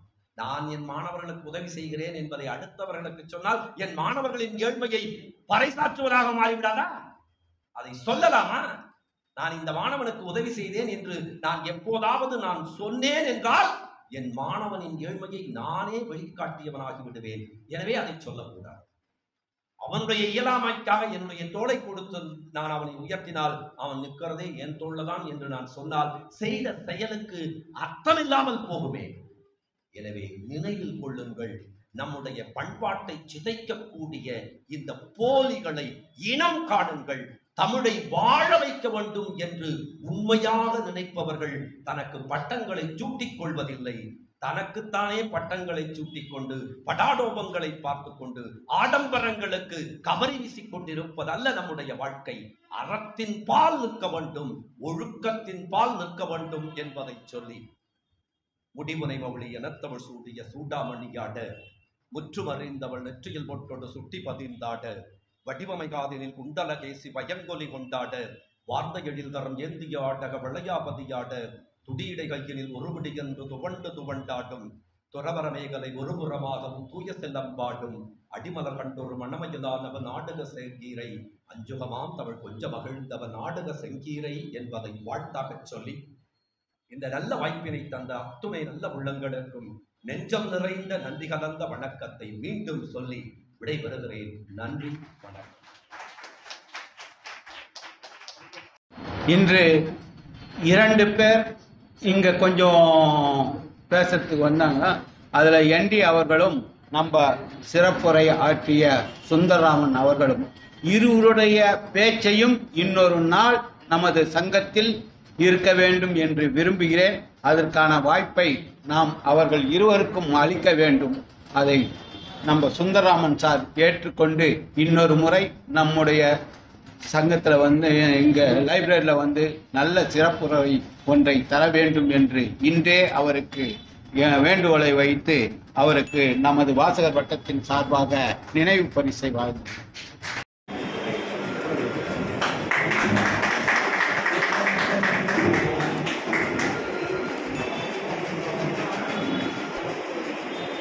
எடுத்துறீங்களா? எடுத்தாச்சா?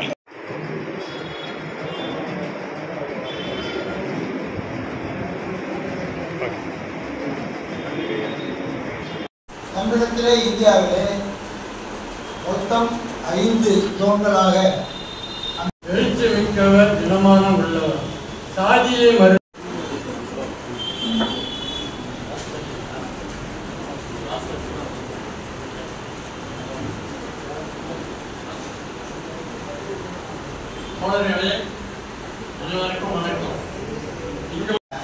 நமது திருவள்ளூர் கிளை நூலகத்திற்கு புதிதாக வந்திருக்கும் நூலகரை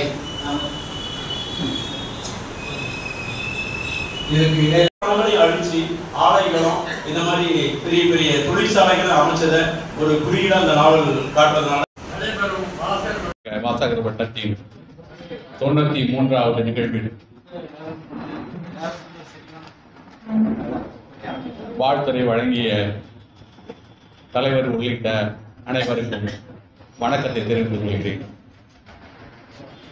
இந்த நிகழ்வு கம்பன் கழக பேச்சோடு துவக்கப்பட்டது. அடுத்ததாக தெய்வ யானை அவர்கள் கண்ணதாசனின் வரிகளை குறிப்பிட்டு இங்கு பேசினார்கள். அதோடு மட்டுமல்ல, சாய்ந்த ஒரு வனத்தை சாயாவனம் என்று எழுதிய அந்த எழுத்தாளரை பற்றி வழங்கிய ஐயா மதியழன் அவர்களுக்கும் வாசகர் வட்டத்தின் சார்பாக நன்றியை தெரிவித்துக் கொள்கிறேன். இந்த மேடை இன்றைய பொழுதில் 2 சிறப்பு பேச்சாளர்களை வழங்கியது. ஒருவர் தொல்லியல் ஆய்வாளராகவும் ஒருவர் நூலை பற்றிய ஆய்வாளராகவும் நமக்கு கிடைத்திருக்கிறார்கள்.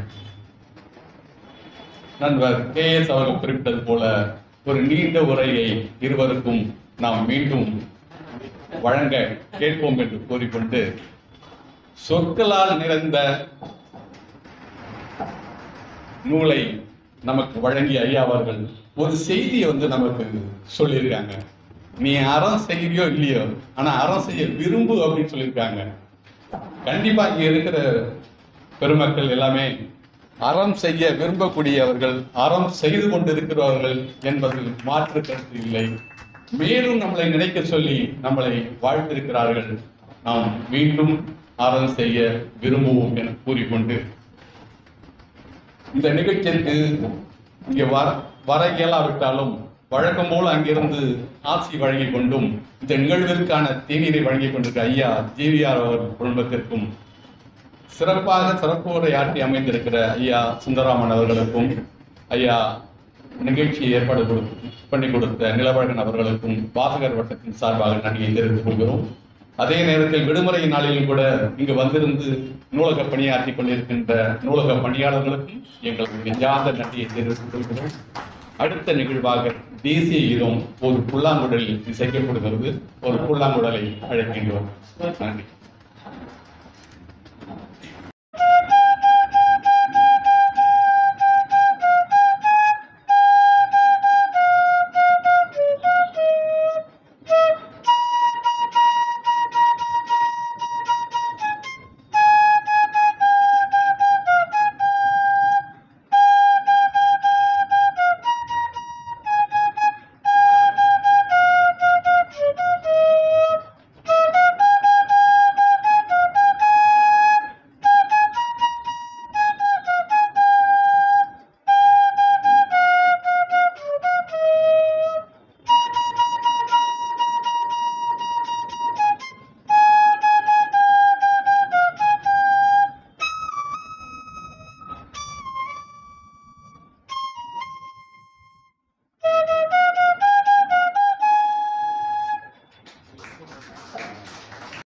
சுவாதி அவர்களுக்கு எங்கள் நெஞ்சார்ந்த நன்றிகள்.